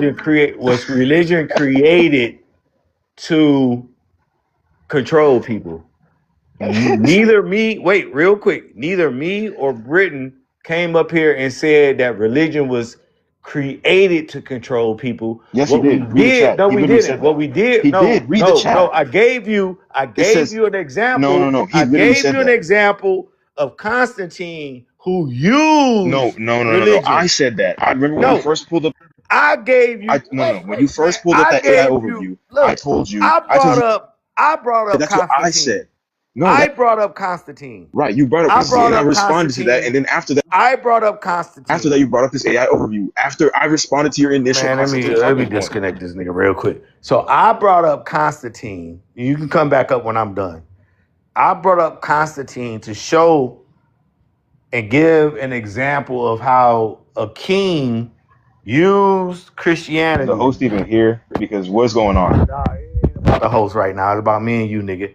So again, I brought up Constantine to show how he used Christianity to control his people because there was so much fighting going on during his particular time. So again, I didn't come up here and say that that Christianity was created to control people. I gave you an exact person who used it for his own purposes because again he was king at that particular time, right? And then I also with what I have on my screen now is to show you how man make this religion thing, right? Because if you look up Krishna, which is a religion that was created by man in like 350 BC, which tells this immaculate story of the Jesus character, right? Damn, did I do it? Right here. So this going, this is about Constantine. So yeah, Constantine. this particular one. So this is the one about Krishna and his miraculous birth, being a mysterious child, and so on and so forth. Krishna was born of a virgin birth, just like Jesus. But Krishna was in 350 BC, way before Jesus was born. Before Jesus. You know what I'm saying? When you go through the Egyptian religious or spirituality, What you'll does this find those have to do stories. with the And I said discussion? this. Now, wait, man. Because I'm gonna drop you again. So let me Man, just I was finish supposed my to have point. 4 minutes and you Okay, cut see, me I'm off. gonna finish my point. You just want to be a bitch, and I was I supposed to have can't four stand. minutes. I I was just supposed to can't have four stand no minutes. bitch nigga. So Bruh. again, neither me or Britton came up here and said religion was created to control people. What we did was give you examples of how religion was used to control people. So your argument against me and Britain was that we came up here to talk about how religion was created to control, whereas neither one of us did that. But at the same time, we show where people use religion. We talk about Jim Jones. We talk about Yahweh being Yahweh. I talked about him. Noble Drew Ali, Louis Farrakhan, Elijah Muhammad. I'm talking about I can name all them white motherfuckers too, but I don't care about white motherfuckers. I'm talking about black people who have succumbed to this particular way of grifting and taking our community down rabbit holes that we have yet to come out of, because we got a bunch of niggas that's calling themselves Hebrew Israelites. I made mention of William Clay, Yahweh being Yahweh, you know what I'm saying? I made mention of all these motherfuckers that come from amongst our community that have had control over our community in such the way that they can have our people out here believing shit that scientifically and historically don't even agree with who we are as a people group in this particular land. So that's what I'm talking about, Jason, not what you're talking about.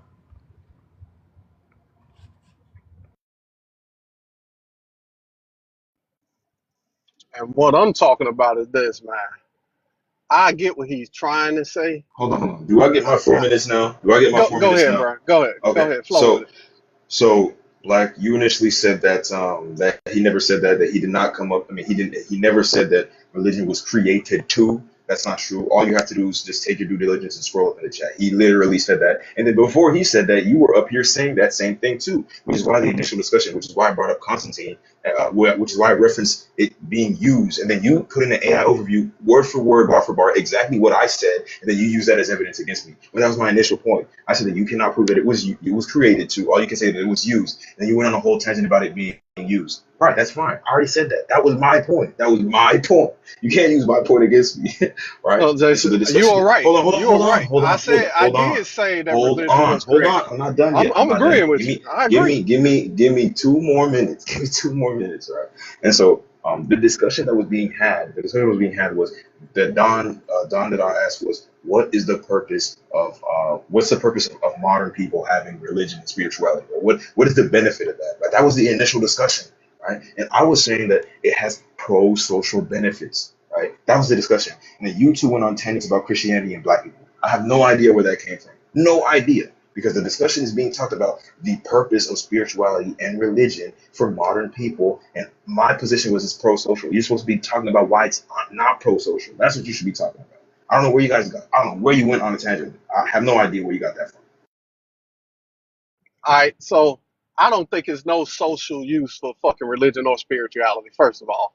So when I came up, I was talking about organized. I specified organized religion is what I was talking about, the human beings created, because we know that religion per se or spirituality, that's something that individuals created over a period of time.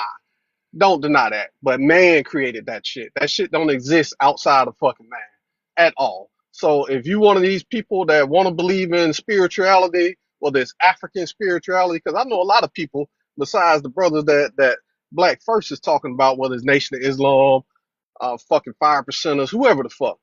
All of them dudes, I talk against that, and I talk against organized fucking religion like Christianity and all that other bullshit. None of that shit can get us anywhere. All that shit is pseudo and based off of nothing. It's based off of very little fact, very little real shit is in any of that, spirituality or any of that. Like I said, you could tell a story to a child in order to protect them, and it's a whole fucking fairy tale about goddamn, what's the little girl, Goldilocks and the fucking three bears? We know why this story was being told. We know that these Europeans were afraid of the bear in the goddamn cave, and they was trying to tell them to stay the fuck away from these bears. Whether or not this shit was real, no, it wasn't no bears out there motherfucking eat honey and they laughing and joking and playing around in the goddamn with Goldilocks. That shit was fake. But we know the purpose of it. Now, getting back to the whole main point, is there anything that you could take from spirituality and really throw it off into a society of people? We see what the fuck it did do right now. We see Africa, we see East Africa, we see South Africa, all with this bullshit. And guess what? They got the fucking shit knocked out of them by these goddamn Europeans believing that bullshit. That shit ain't helped them in no goddamn way, shape, form, or fucking fashion. We see with the black church what it did over here for civil rights movements, but it was the actions that they did and not the motherfucking spirituality and the religion that helped them. It was the actions that they did with dealing with motherfucking finances. So we can create social clubs and we don't need none of that bullshit, spiritual fake ass shit. Because when you mystify the fuck out the people, they can fall either way. Anybody that will fall for something like that, they'll fall for fucking anything. So I would prefer not to give them that bullshit spirituality. I would prefer to get rid of all of that trash because it's creating fucking remedial ass people. I see it every goddamn day with even in black organizations where these motherfuckers still talking about they goddamn horoscope and shit. And they Christians at the same time. They believe in horoscopes and fucking Christianity. They confused as fuck. So I want to get rid of all of that shit. I'm a pure fucking atheist. None of that shit exists outside of fucking human beings. Spirituality or fucking religion. All that shit is fake and made up by human beings. So I'm not telling you that you should have spiritual beliefs. I'm not telling you that you should have religious beliefs. The argument is whether religion or spirituality has pro-social benefits. That's undeniable, right? You cannot deny the pro-social benefits of spirituality and religion in regards to having a unified or cohesive ideology that people unite around, right? For the purposes of having their society, right? If you have does cocaine have a value? Fuck yeah. Cocaine has motherfucking fucking plus size to it. I don't give a fuck about that though. That shit don't do nothing. It does absolutely nothing. Very little. No. As a matter of So fact, that's not true. what it does, that's not true at all. Actually, what it does is lulls the mind into a state of damn near zombie like, where these motherfuckers can be controlled by anything. So Jason, real quick, have you ever had a near unalivement experience? No, I have never. Well, actually, I'm not sure. Maybe right. I have. Okay. So Jason, I've had a couple of them. I actually, as a 5-year-old, was drowning, and my auntie was able to save me. And then when I was 22 years old, which at this particular time, and I still think it still stands statistically relevant, that at 22 years old was the average age of the unalivement of young black men. So at 22 years old, I was pew, and it went through my gut. It was like half an inch away from my spine, and I ended up, in the hospital, of course, going through this particular surgery. And I was still, alive. But I was on my, bed. I could have turned out like any of the other statistics, but medicine and science saved my life. It wasn't, and even at this particular time, I was a Muslim man, third generation, speak the language, can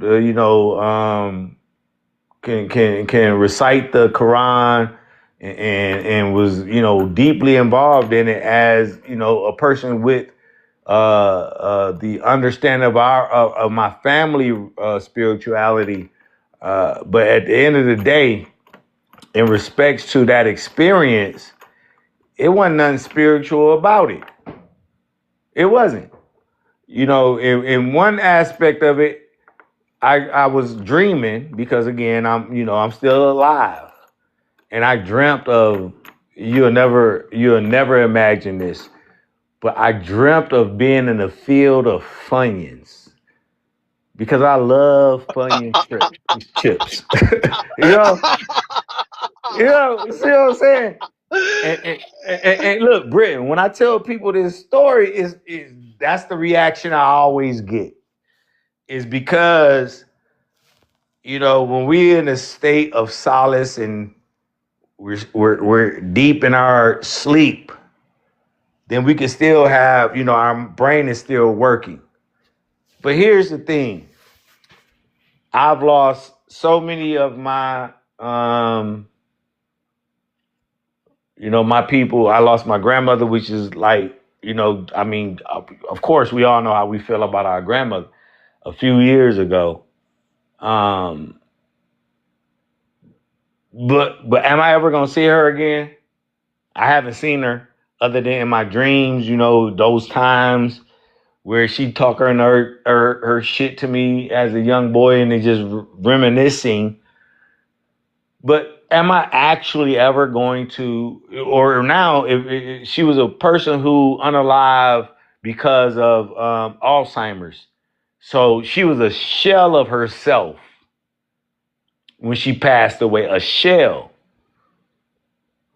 So what religion has done to us, it gives us a particular hope that we can see these people that we love, that we revered, and then it gives us hope that we can go and live through this eternity of being happy and okay. No, that's But like I'm one religion. gonna land That's here, like Jake. I'm gonna five. land here, Jason. I'm gonna land here, Jason. I'm gonna land here. Man, you be going for 10 minutes. I know, I but think let you me have to land here. recognize But it. okay, You but guys let me have land here. 10. You're going for 10 I'm gonna minutes. give you the same Speak. respect, Jason. I'm gonna give you the same respect. You're gonna give me 10 Jason. minutes. You're gonna give me 10 minutes. You're gonna I'm give me gonna 10 give you the minutes. same respect, Jason. No, Take you're your gonna give me time. 10 minutes, right? Yes, sir. Take your time. This ain't my panel, but take your Go time. ahead. But let Go me ahead. land here. If heaven has white people and racist people, I don't want to go to heaven. Period.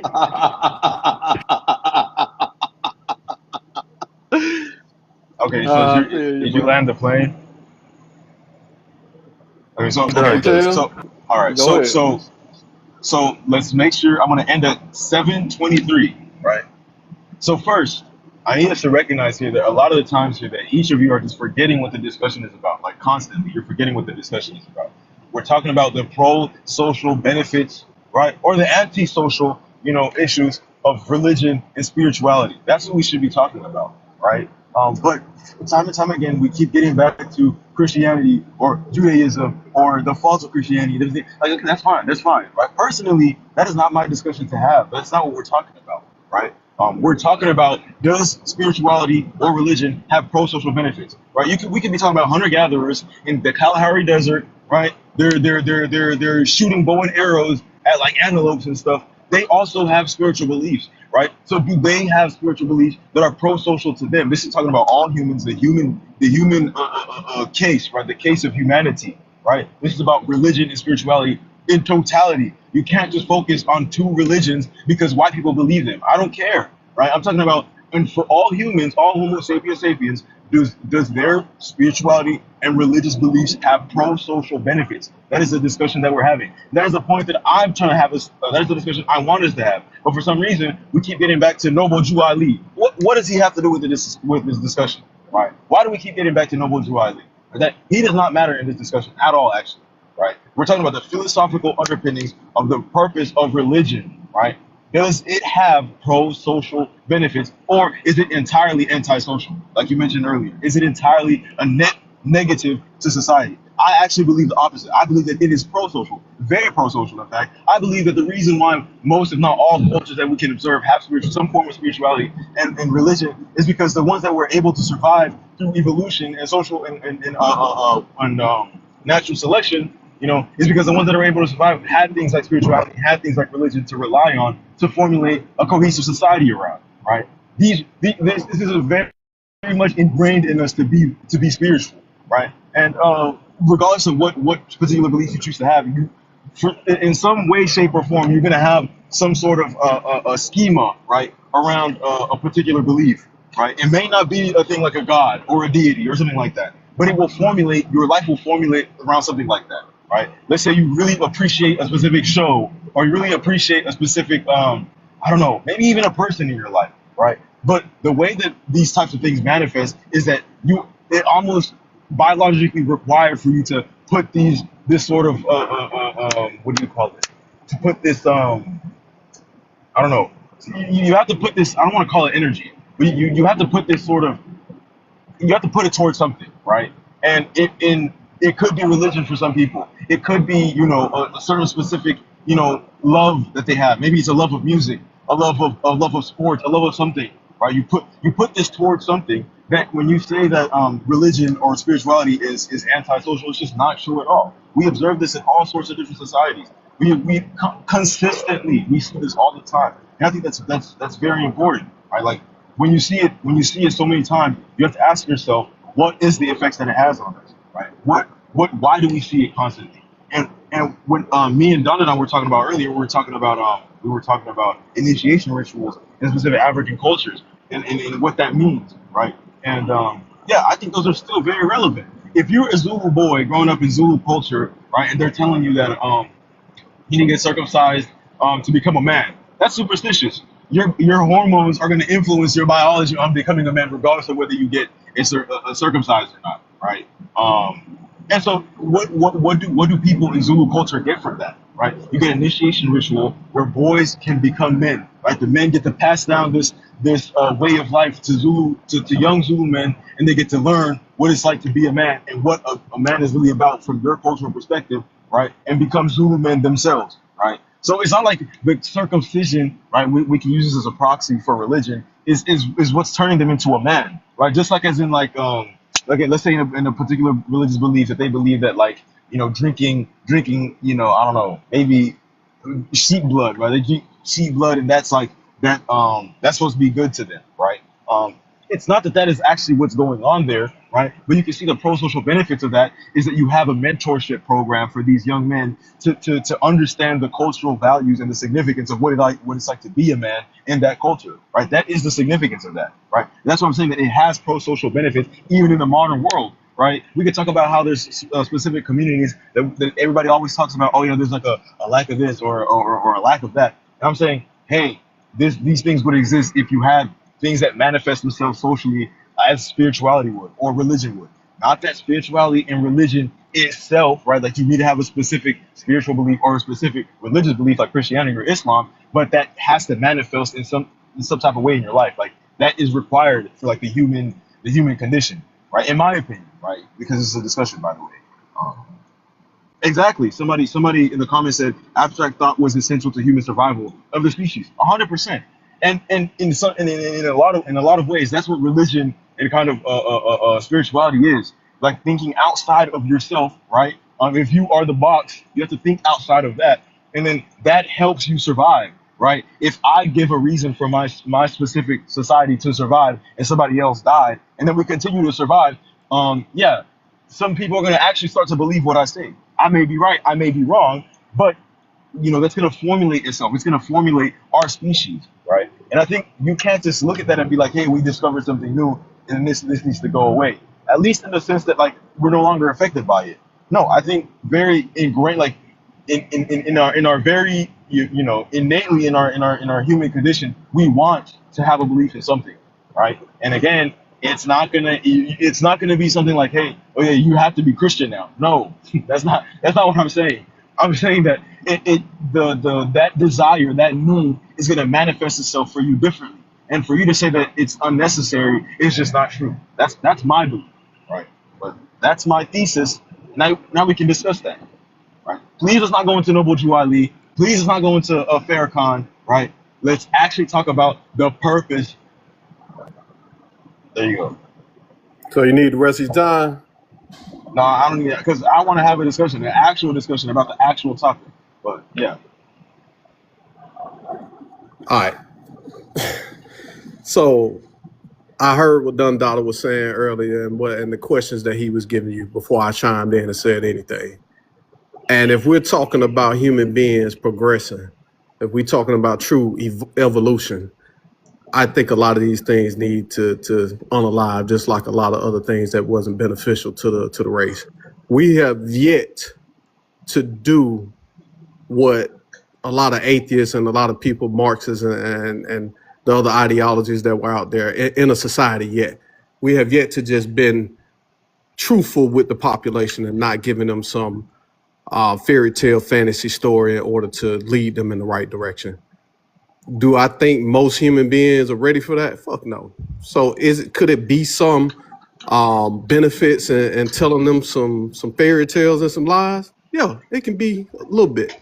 But my thing is this: we have yet to see what it can do to just tell somebody the unadulterated truth and fact, objective reality, not subjective, not getting into anybody's feelings, emotions, ancient oral traditions, none of that shit. We have yet to see that. So when you say that there's been great leaps and bounds and good things that came from these spiritualities, we have yet to see how good it can be for us to really and truly dig off into this objective reality.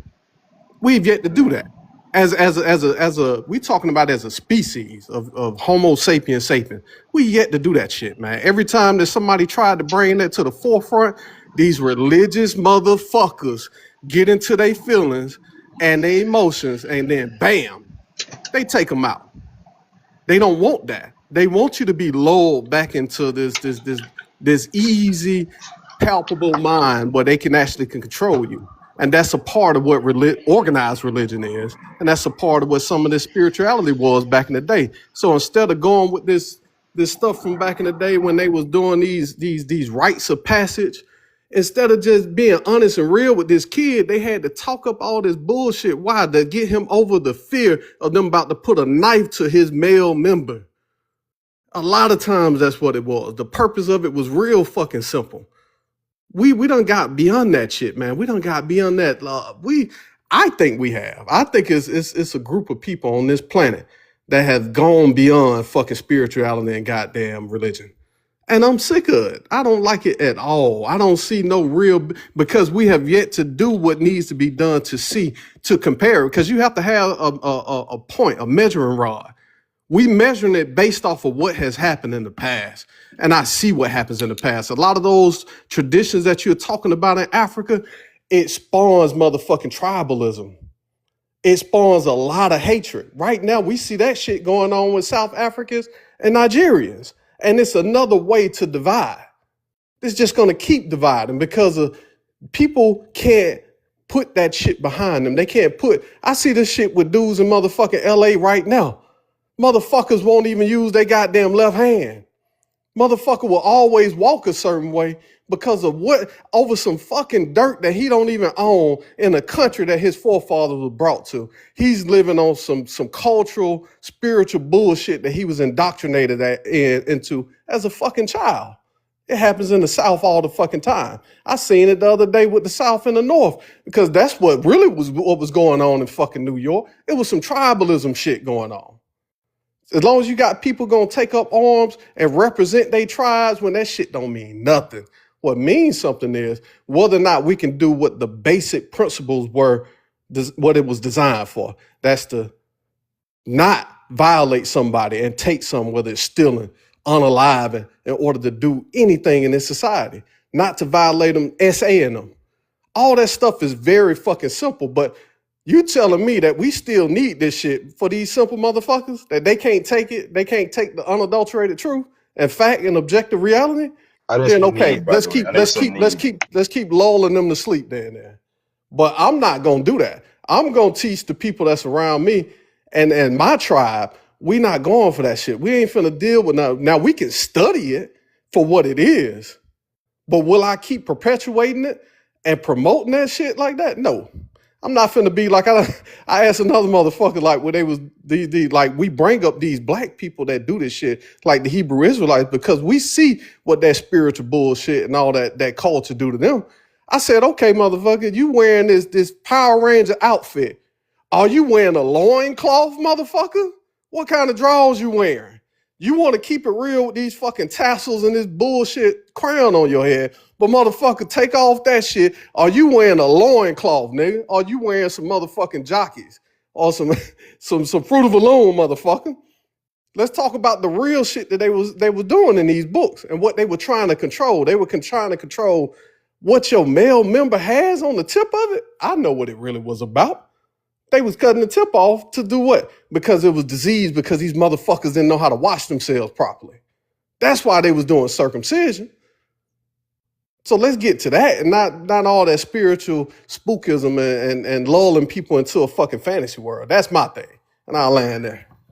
Fact. So on top of that though, right? You know, a child comes out the womb knowing right from wrong. But like the Bible say, you should raise the child in the way that you want them to go. When naturally, we look at nature, we look at the lions, the tigers, we look at the dolphins, and you know, we just look at nature in and of itself. In order to unalive, you know, the next species, because it's a part of your, your ecosystem, is a natural thing. So for animals, human beings are animals too. The difference between us and the rest of the animals is what we call rationality. Being able to be rational. We don't have to, you know, of course we unalive animals to sustain ourselves. But when it comes down to unaliving each other, since the beginning of time, man has recognized the right and the wrong of it. And what do you mean, BlackFirst, with the right and the wrong? So when you talk about hominids like the Neanderthals and the Denisovians, you know, science say that when the Homo sapien came on board, hey, they started wiping them other hominids out. It was based off of survival. So We actually don't have much evidence of that, by the way. Excuse me, they do have a lot of evidence of it. Of what? They have over 500 Neanderthal skeletons that they've extracted from the lands around the world that show how they were disposed of, and also other things factor into the demise of these particular hominids. So there's 500 skeletons showing that humans murdered them. Come on, man. No, I'm asking you a question. There's 500 skeletons showing that humans disposed of them. That's what you're saying. Yeah, it shows. That's not true. It shows evidence. It shows evidence that Homo sapiens and Denisovians and Neanderthals contacted one another, mixed with one another, right. And Homo sapiens ended up destroying or eliminating these particular hominid groups. No, you can't prove that. That's why the Homo sapien, which is the modern day man, still exists. No. So That's why so when you you can't do a prove that DNA, actually. that's why when you do a DNA, when geneticists do DNA tests, they find certain percentages of Denisovians and certain percentages of Neanderthals and other people, and then when they compare them to Africans, Africans have little to none. But you're not proving me Deniso, that humans excuse me, killed off the Neanderthals, though. You said the humans killed them off. You're not proving me that they killed them I off. didn't That's just say what you're showing. I just said what I said. Now you want to take it and fixate on certain aspects Well, of the that's the point points that I that I'm disagree making with. I didn't because I'm disagree with making a you until bunch you of said that. points. I'm making a Right, bunch but of points. I'm making a and I bunch of disagree with points, that but you decide to focus on one particular point. So because it's again, wrong. no, it's Well, not why wrong would I? because If I again, agree on it, why would I historically and disagree with it? scientific, it is historically and scientifically proven No, it's that not. again, if it's not true, then we would have Denisovians and Neanderthals still alive today, sir. No. So we Right. actually don't know. So We what we don't know do why they went have, what we extinct. do We don't know have, why they went what we extinct. We can do prove. have, what we do have I is actually the do Homo research on this, sapien. though. What we do have is the Homo sapien that also carry little to none Denisovian and Neanderthal DNA. Right, So but Neanderthals also when it carry a comes ton of human down DNA, to though. But um, Neanderthals carry a ton of human DNA too, when though. it So comes what's your point? down to the fact that what's his name, Darwin said that it was the what's the name of the fittest? What's the phrase he Survival of used? the fittest. Survival of the fittest. So when it comes down to the survival of the fittest, the Homo sapien is the survivor of the fittest. The rest of them motherfuckers no longer exist. Right, but you said that So humans killed. You said that humans unalived them. You didn't yeah, prove I that, said though. that they played a part in their thing. No, you didn't say play a part. I did, You I said that did, I humans went did, out of I did, Africa I and then they did, I unalived all did. of them. That's why I we're the didn't only ones say left. that. That's what you said. I didn't say Oh that they my unalived gosh, them all. you just like to lie, bro. You No, literally see, like this is to what I'm lie. saying. You don't like to listen. So again, I understand science. I'm absolutely scientifically literate. So I'm not never, and I said this earlier, science is not absolute. It's not fucking static. This is something that continues to grow. That's why science is what it is. So again, when we're talking about whether or not religion is a something that's socially beneficial, that's almost saying like race is a social construct, and it is what it is because not only is race a social construct, it's also a social reality due to the fact that the people who make up this society decides that race matters. People also decide that religion matters, but my pushback against whether or not religion matter, right? Because again, when you think about religion in and of itself, whether it be from the Book of the Dead, the Ma'at religion, they have all of these things, just like the 10 Commandments, but they have more than 10. Thou shalt not steal. Thou shalt not covenant another man's wife. Thou shalt I'm gonna not come back later unalive. Thou because shalt I wait, really wait, don't know if wait, we're wait, talking about wait, the same wait, thing. man. Let me. I'll God be back damn. later. But did nobody interrupt you, bro? Why you keep on doing that shit? But so the reason why we split up time earlier was because each of us was like not getting enough time to speak, I and know, so but now I think we we should be gave having a you 10 discussion. minutes, bro. You gave me 10 minutes. You gave me 10 minutes after taking 20 minutes Okay, out of the both of you. and when I'm done, you can finish. You can respond. No, I want Okay. to have a civilized discussion with somebody who can Okay, actually cool, stay cool. on But let me topic. finish my points because you got to listen to my points because now I'm directing it straight up against what you said as far as religion being this social thing. You know what I'm saying?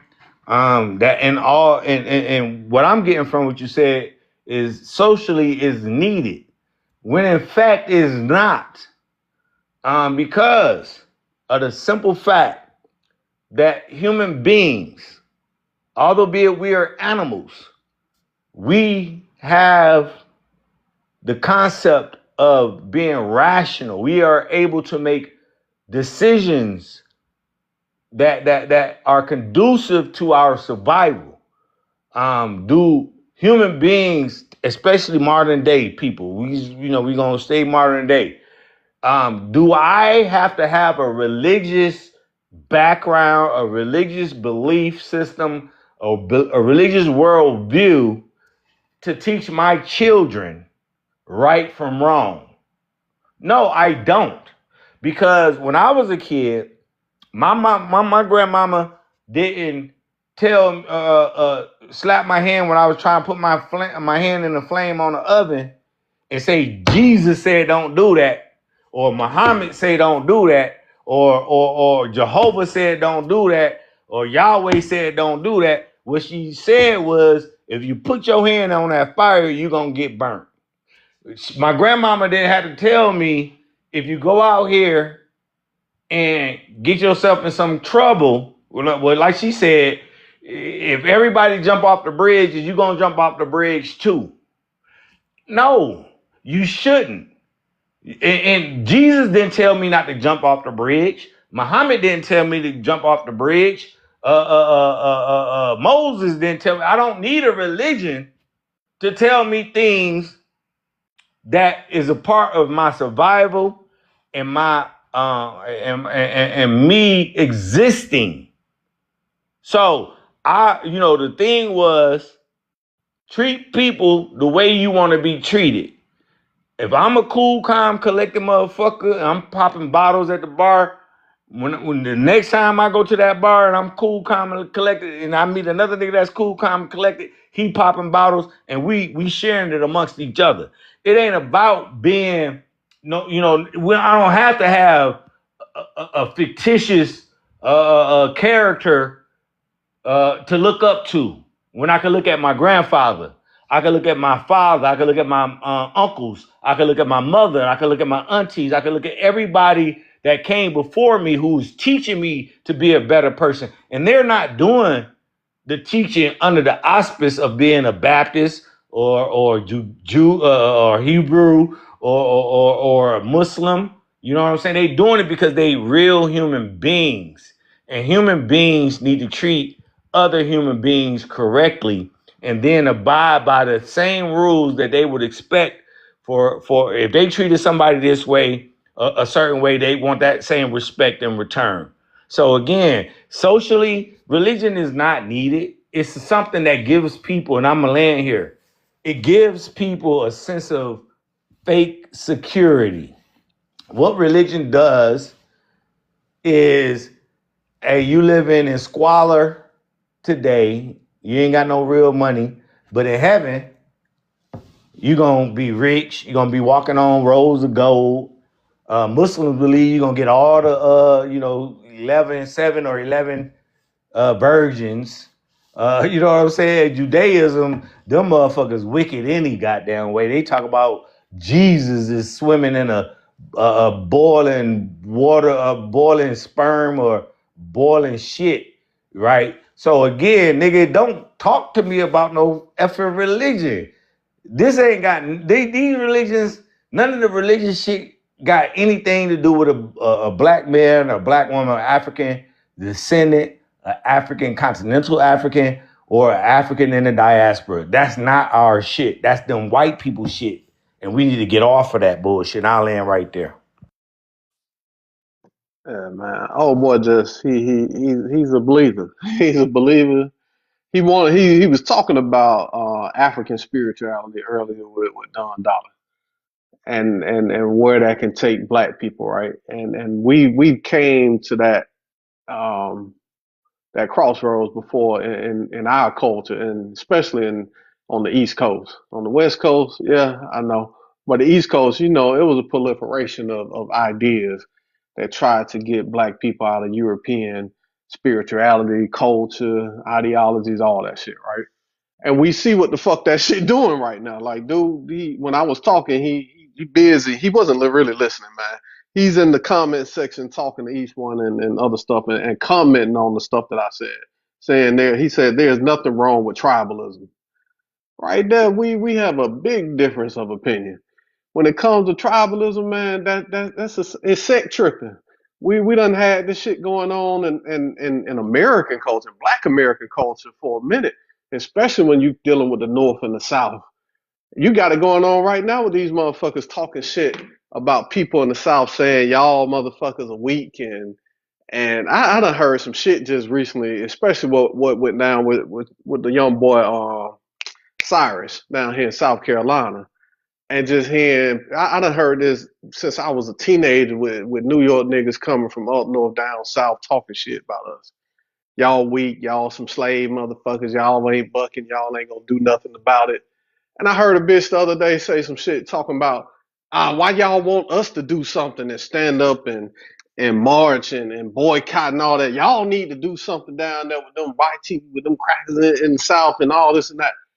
And once again, it's that divided bullshit that's going on, that tribalism, thinking that people up north got it differently from people down south. Like motherfucking Eric Gardner didn't happen up there. Like all kinds of shit be popping off with black people all over this fucking country, and they want you to think that the north is fucking different.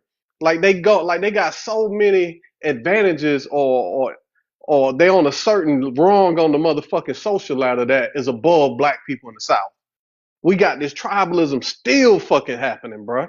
Even though we don't even know what the fuck tribe we came from, and we, as Don Dada said, it's an amalgamation of hundreds of tribes that got mixed over through the Middle Passage.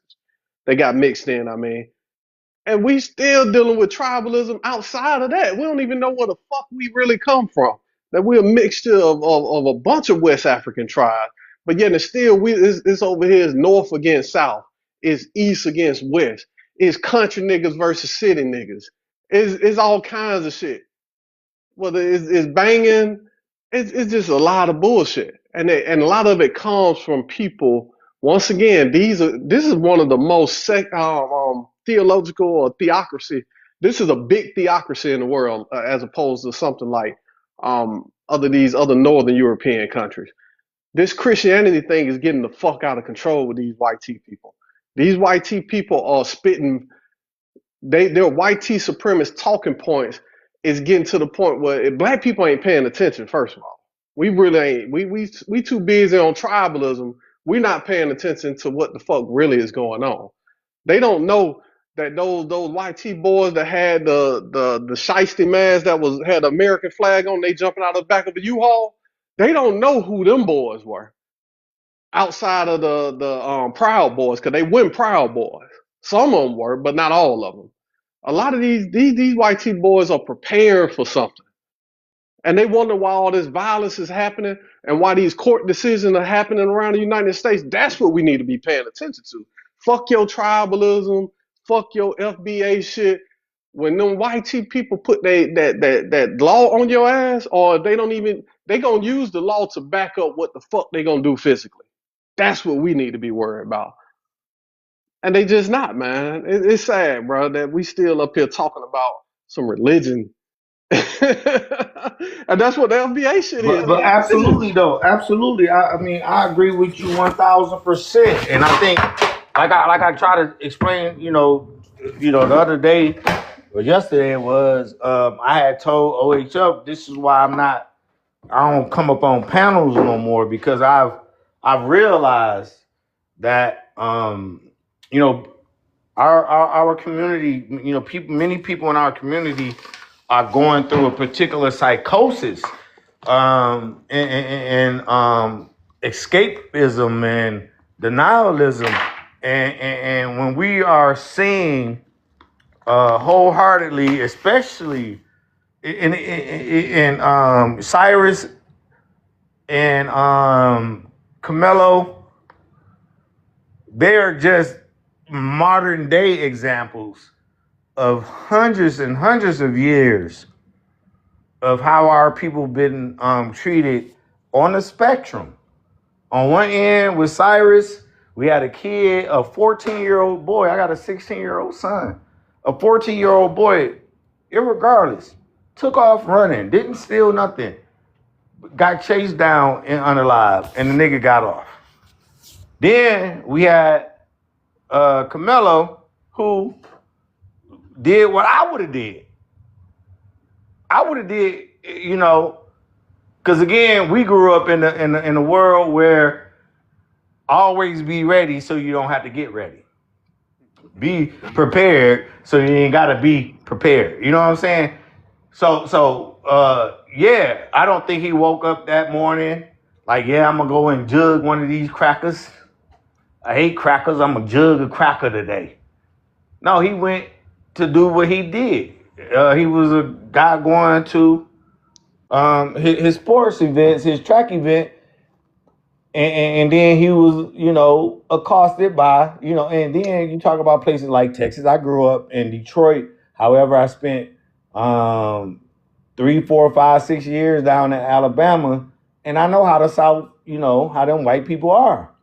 And he probably had those experiences with these white motherfuckers, and he decided, hey, I'm gonna protect myself. I ain't running from none of them. And it you know, it is what it is. But because of you know, the fact that African Americans get sentenced to double, triple the time that white people get sentenced for the same exact crimes, this man, they just overdid it. You know what I mean? They overdid it.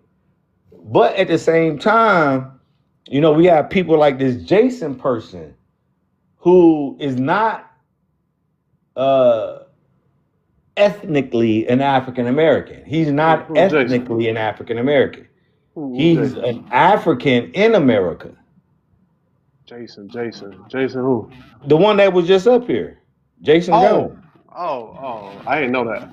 Yeah, so he's not an actual African American. He's a, you know, he's a continental African. Well, probably first generation or second generation. So he's a Black American, but he's not ethnically an African American.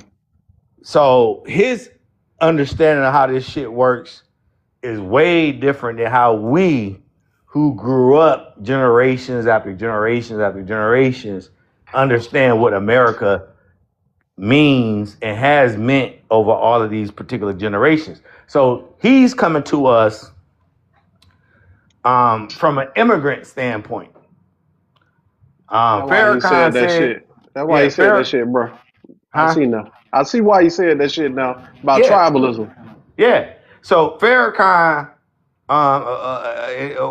when Farrakhan was on Phil Donahue back in the day, when he used to go on Phil Donahue, the little white man with the white hair, bleached blonde hair, and an Indian woman stood up, Indonesian woman stood up and said, hey, I don't care, Farrakhan.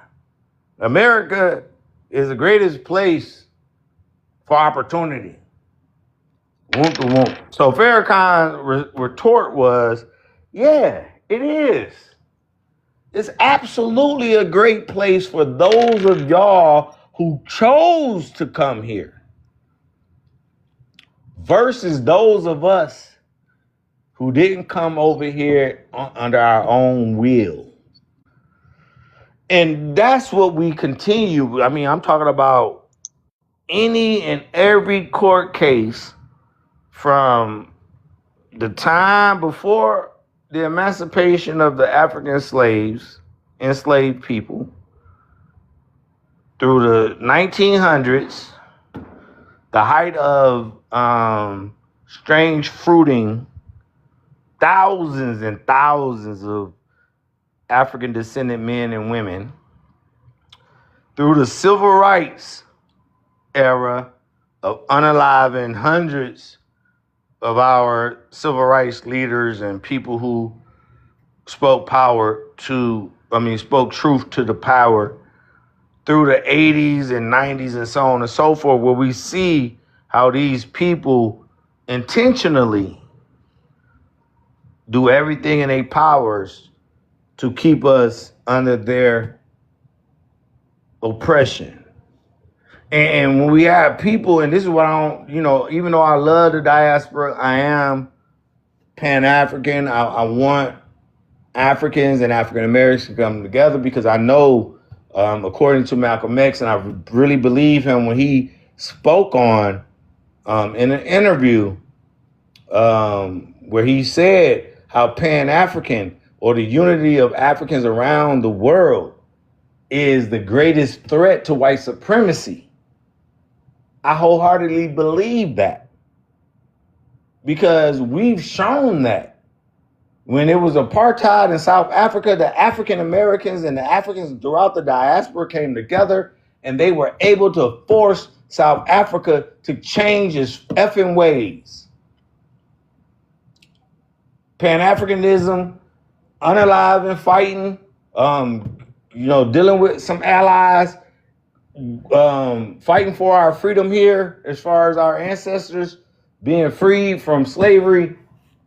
It showed what Pan-Africanism can do, the power of it.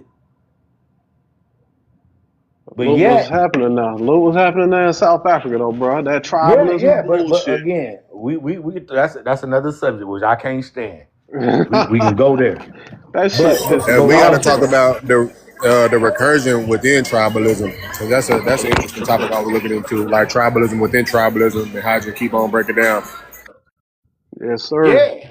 So what, as Americans, as African Americans, our tribalism, like Brother Britton was saying, come from our gang affiliation or the side of town we lived on, or what city or state we lived in. You know what I'm saying? It wasn't, I'm Ibu, or I'm this and I'm that. You know what I'm saying? Our tribalism took on a different form and identity, because again, that goes back to the word, the ethnogenesis. Our culture is what it is because it's an amalgamation of all these particular tribes, but subconsciously we created our own tribes by regions we stay in, states, and so on and so forth, colors that we wear. That's the same thing that's going on over there. So if that's not an example of cultural continuity, then what the fuck is?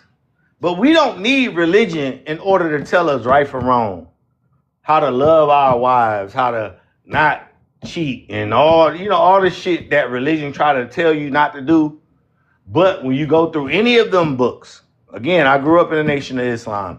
You know how much unaliving, how much incest, how much drunkenness, all of this stuff is in the Quran.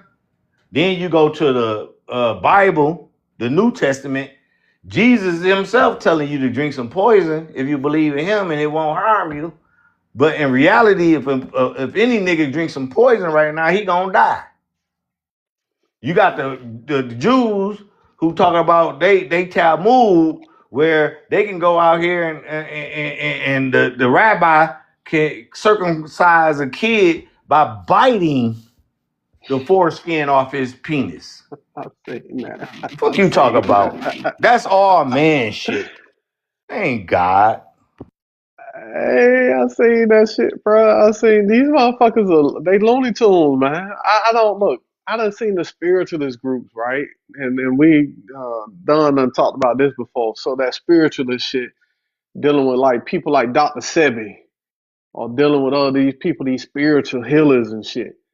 Man, we don't need that fucking shit right now, bro. We already trying to just figure out what the fuck we are, who we are, where we came from, and then they come adding that extra bullshit in there. Miss me with all that, but now I understand where this dude Jason was coming from. Now I can see, yeah, his family probably, if they West African, especially Nigerian or Ghanaian, yeah, a lot of them got indoctrinated unless they northern Nigerian and going up towards the Arab areas that was occupied, and they got a different idea about what their tribe is and what tribalism is and how it's important for them to have that. But No, B, that shit crazy. let me tell you this. I forget what I came across a survey. Christianity here in America is really on a decline. But the continent of Africa, the motherfucker is raising, rising. That's why you see them the African preachers over there, you know, with Jesus. no, Whip. they over there blowing. They over there making women bend over, and the man go behind them and blowing in they coochie and stuff. It's wild. Blessing it. They look, I done seen some, this dude here said that he gonna bless all the wombs in the neighborhood.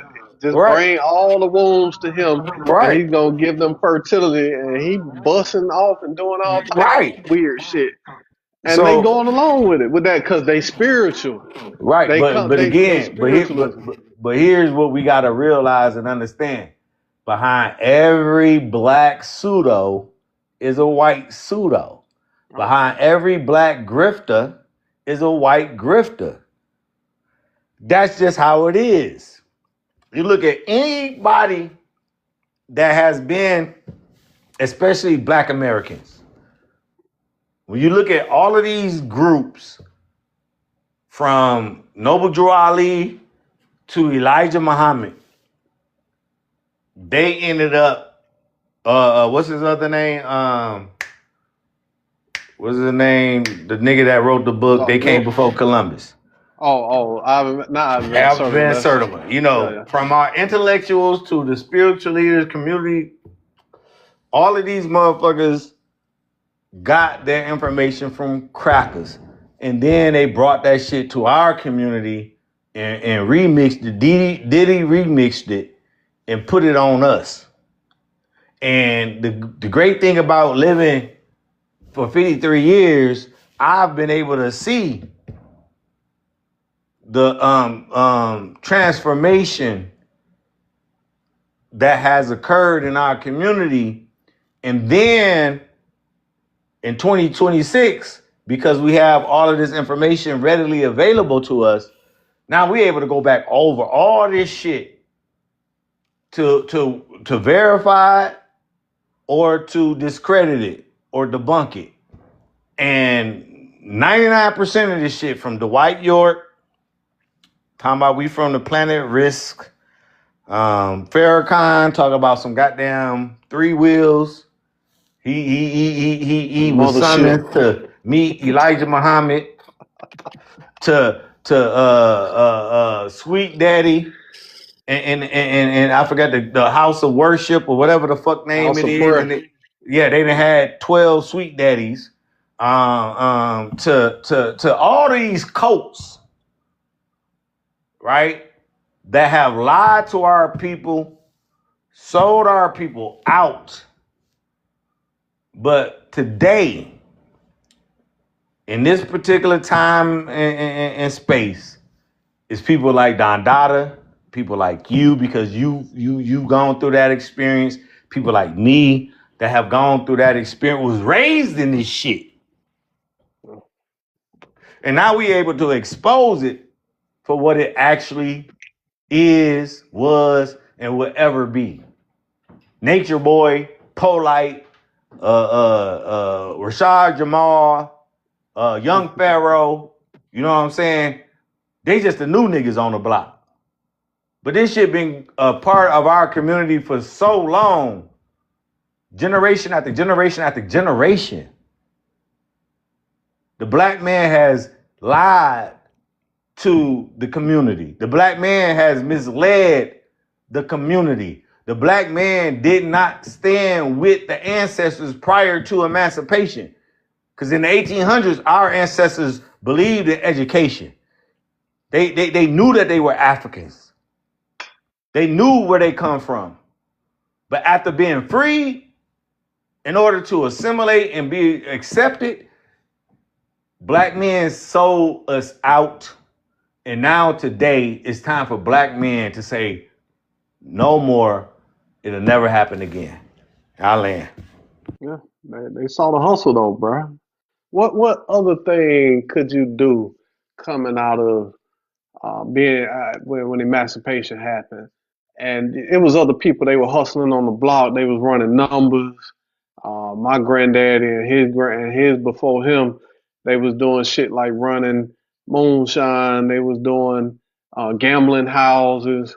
And then some of these guys saw what the hustle was with religion, and they took that to him because that what else would they do?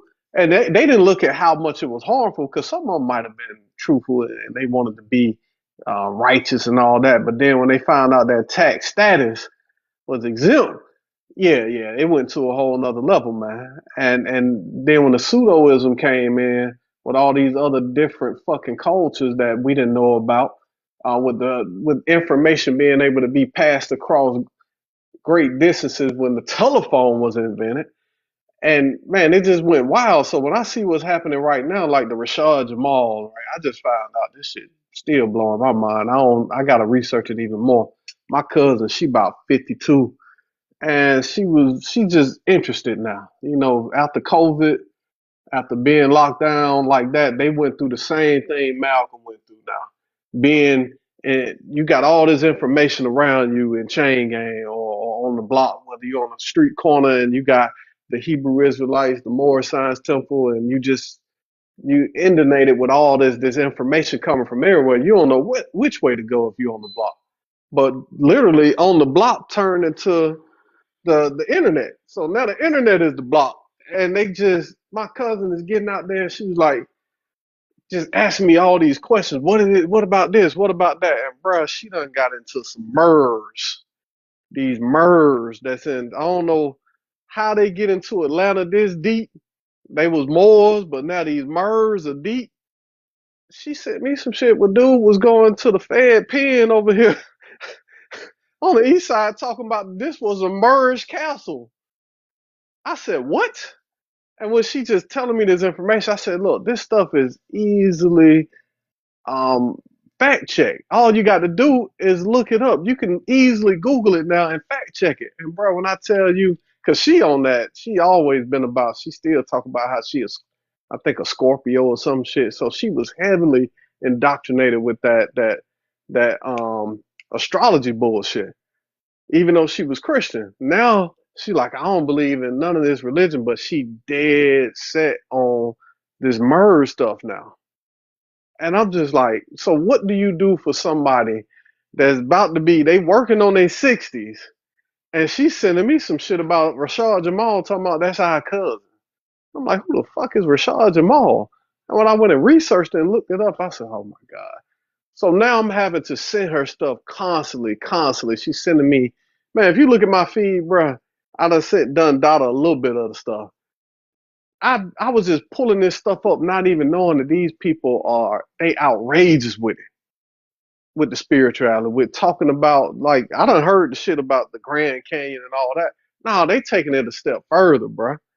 They trying to out pseudo each other now. Who can make up the most weirdest fucking lie that's outrageous, whether it's getting them clicks on fucking TikTok and coins or what? I saw it where dudes wasn't even caring about the money. They just wanted to be known for knowing something. And they was telling lies like that. But these dudes are just flat out liars with this spirituality bullshit. Motherfuckers selling copper and shit, copper crowns, walking around the hood looking like, I mean, it's weird as fuck to me. I guess I'm an old head and I'm lame as fuck now because I'm old. But ain't no way in hell I'm gonna be a grown ass man still talking about my fucking horoscope or talking about any of this bullshit with spirituality. I don't need none of this shit to tell me what's real, because I can see it every day. What's real is that we going through some shit, bruh. When they snatching the little boys up like this and just murking them in the streets without just cause, you mean to tell me one going to chain gang because he did have a weapon and defended himself, or he felt like he was defending himself, and the other one was just running and threw the weapon and didn't point it at nobody, and boom, he gone. And then you got the prosecutor that gave that weak ass motherfucking case up against him in order to let him off. That's what people ain't realizing. These prosecutors, when he prosecuted the case, he did it in a way in order for him to get off and get acquitted. Because once you get acquitted, they can't come back on nothing else. The only thing they could come back on is some civil rights violations. If the feds pick it up, and we know this DOJ ain't finna fucking do that. So that's what's fucking real. That our boys have a fucking emotional intelligence problem. They don't know how to regulate their emotions. They don't know how to handle themselves in the streets. And not saying anything that them two little young boys did was bad, but we have to teach them more than just this spiritual bullshit. We got to teach them how to move in society, period. They not getting that anymore. And I'm not saying what I got from my fucking uncles and people that came before me was the best information, but I know now what to do that's better than what they taught me. So the progression can happen, but if we still talking about some motherfucking bullshit, tribalism and all that shit that my uncles taught me, or the old heads in my neighborhood, or that was even in chain gang that they was trying to teach me, that shit ain't getting us nowhere. Was it some good that came out of it? Yes. It bought me out of the bullshit because I saw how much I was being fucking controlled. I saw how much when a motherfucker telling me to get out on the block and bring him the money back, I know what a hustler is. It was a religion though. And you telling me I'm finna stand out there in the hot ass sun in a motherfucking 3-piece suit and a bow tie and sell this shit on the block and I'm not even getting half of it? I know a hustle when I see one. You ain't got to tell me that. So to hear these dudes talking about, oh, there's some goodness in there, I'm like, nah, it ain't enough good. It ain't enough good to outweigh the position that black people are in this country. When I got a 50-some-year-old female cousin talking this bullshit and looking for her way, religion ain't did shit with that. Spirituality. And she coming towards African spirituality now and ask me all this question about voodoo now, because voodoo hot. I got another cousin that says she's a voodoo priestess because she done got off into African spirituality. Now she a fucking priestess. And I'm like, okay, well, what does that do for your bottom dollar? What, you gonna sell some little juju bags? What we talking about here? And guess what? That's what she ended up doing. It's just another way to hustle. It's all a hustle to me, bro. Because at the end of the day, though, again, like I said about my funny experience, at the end of the day, that's what it is. Ain't nobody ever came back from the depths of unalivement and told us how it really is. Jesus, according to the Bible, resurrected, whatever the word, resurrected. Yeah. Lazarus twice. Right? So where is he at today? Hey. Is Lazarus sitting on somebody's beach? Still in his prime, drinking on a pina colada. Look, Lazarus Jay-Z.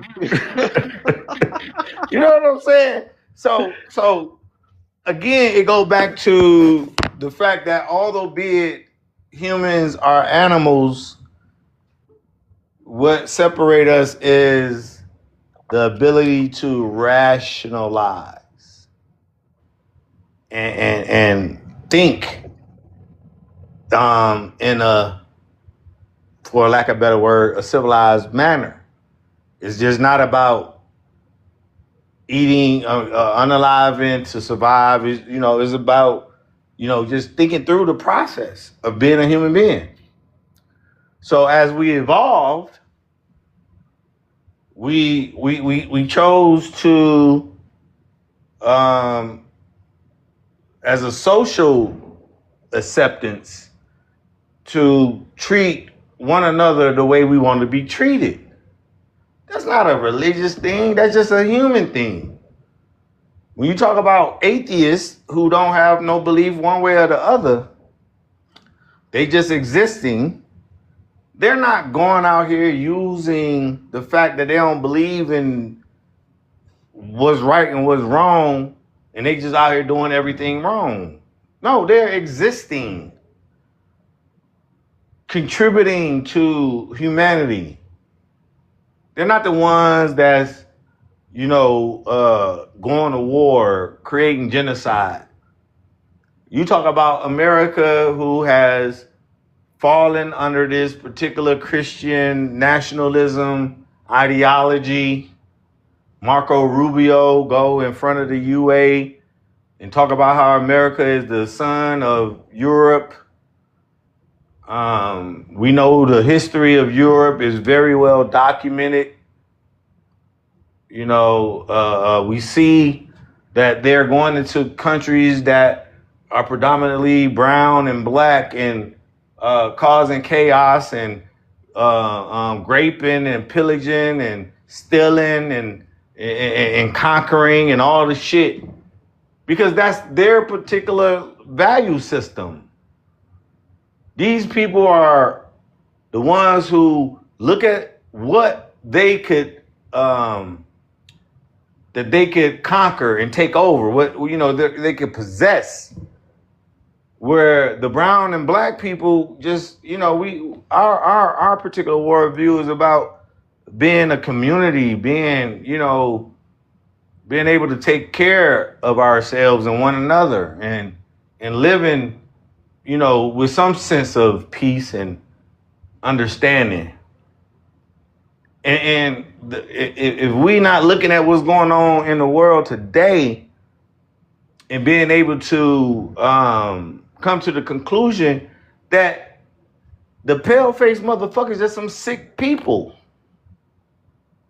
You talk about a group of people who went through a Holocaust, 6 million, and now they over there doing the same thing to the people of Palestine that Schmittler did to them. And when I say that, I've been looking at these people for a long time and looking at documentaries about them, again, reading the Talmuds, even though it's several different Talmuds, but, just going over this shit and what they believe. These people are racist, man.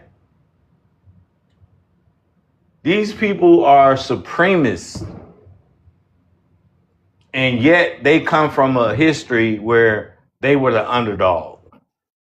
Mm-hmm. And then here our black asses come, right? FBA. We've been oppressed forever. And now we got a bunch of niggas with the same attitude. Same ideology as the white man. Tell another nigga to go back to Africa. How you gonna tell another nigga to go back to Africa? You a nigga yourself. But you got the audacity, the black caucity to tell me to go back to Africa, and you a nigga too. Come on, man. This shit don't make no sense, bro. But the Holy Book tell them that, bro. The Holy Book tells them, when you look at Deuteronomy, when you look at the whole so-called Exodus, all of that shit, when they came up out of these stories, these mythical fucking fairy tales that they tell about their people, they came out and made WAR on everything in that region. They only doing what the old book has said way before. That's why they Zionists. They are conservative Zionists, and what these conservatives doing, they trying to conserve the past. They bringing up these old stories about Samson or Solomon and all this bullshit because they are trying to relive their fairy tale fucking stories. That's the problem with religion. That's the problem with spirituality. Same shit in West Africa. Dudes doing the same shit, believing that their fucking spirituality is somehow better than the next motherfucker. That's what I don't get. How the fuck is your shit better? Y'all both in the same predicament. Y'all both being ruled by the fucking British or some European power, French and shit. And somehow your tribalism, your tribe is somehow fucking better than the next motherfucker. You in South Africa and y'all talking about the fucking Nigerians and we ain't got shit because they fucking us over and how they doing our people. They bringing schmugs in to cocaine down there to them. I done heard all that shit with the doula. And guess what? They still ain't attacking the motherfuckers that's really holding the bag. The people who really own all the fucking land, who Trump is letting in over here. They ain't talking about them motherfuckers. But the people that had this manifest destiny idea because of their religious beliefs that was invented for what? For YT supremacy, for control.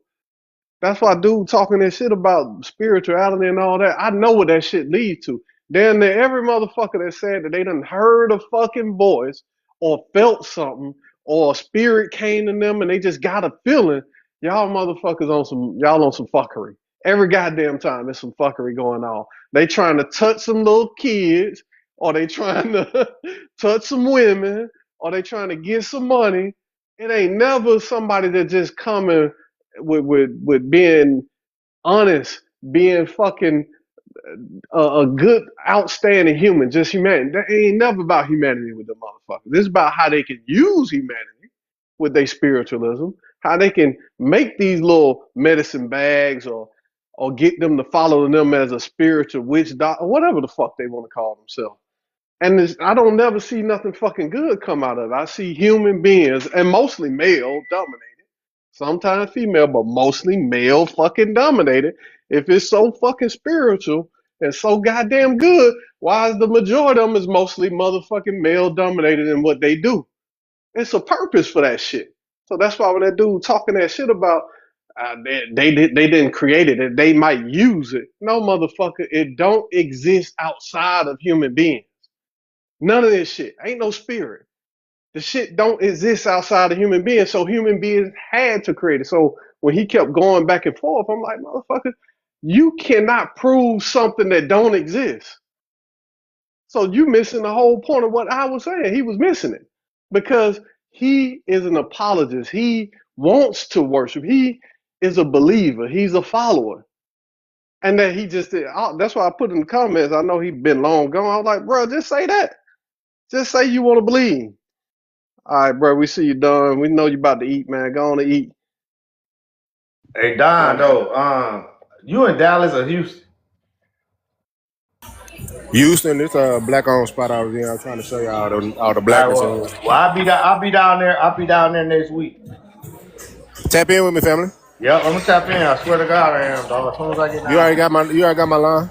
Yep, I'll be down there for like 5 days. Yeah. All right, I'm about to go on to eat something too, I'll bro. let y'all later, man. Thank you, Don, for letting me come up, bro. Love, yeah. I'm gonna post this one. This was gonna be the Black and Britton show. I'm having on this one, y'all. I appreciate y'all, family. All right, bro. Have a good one. Y'all be good.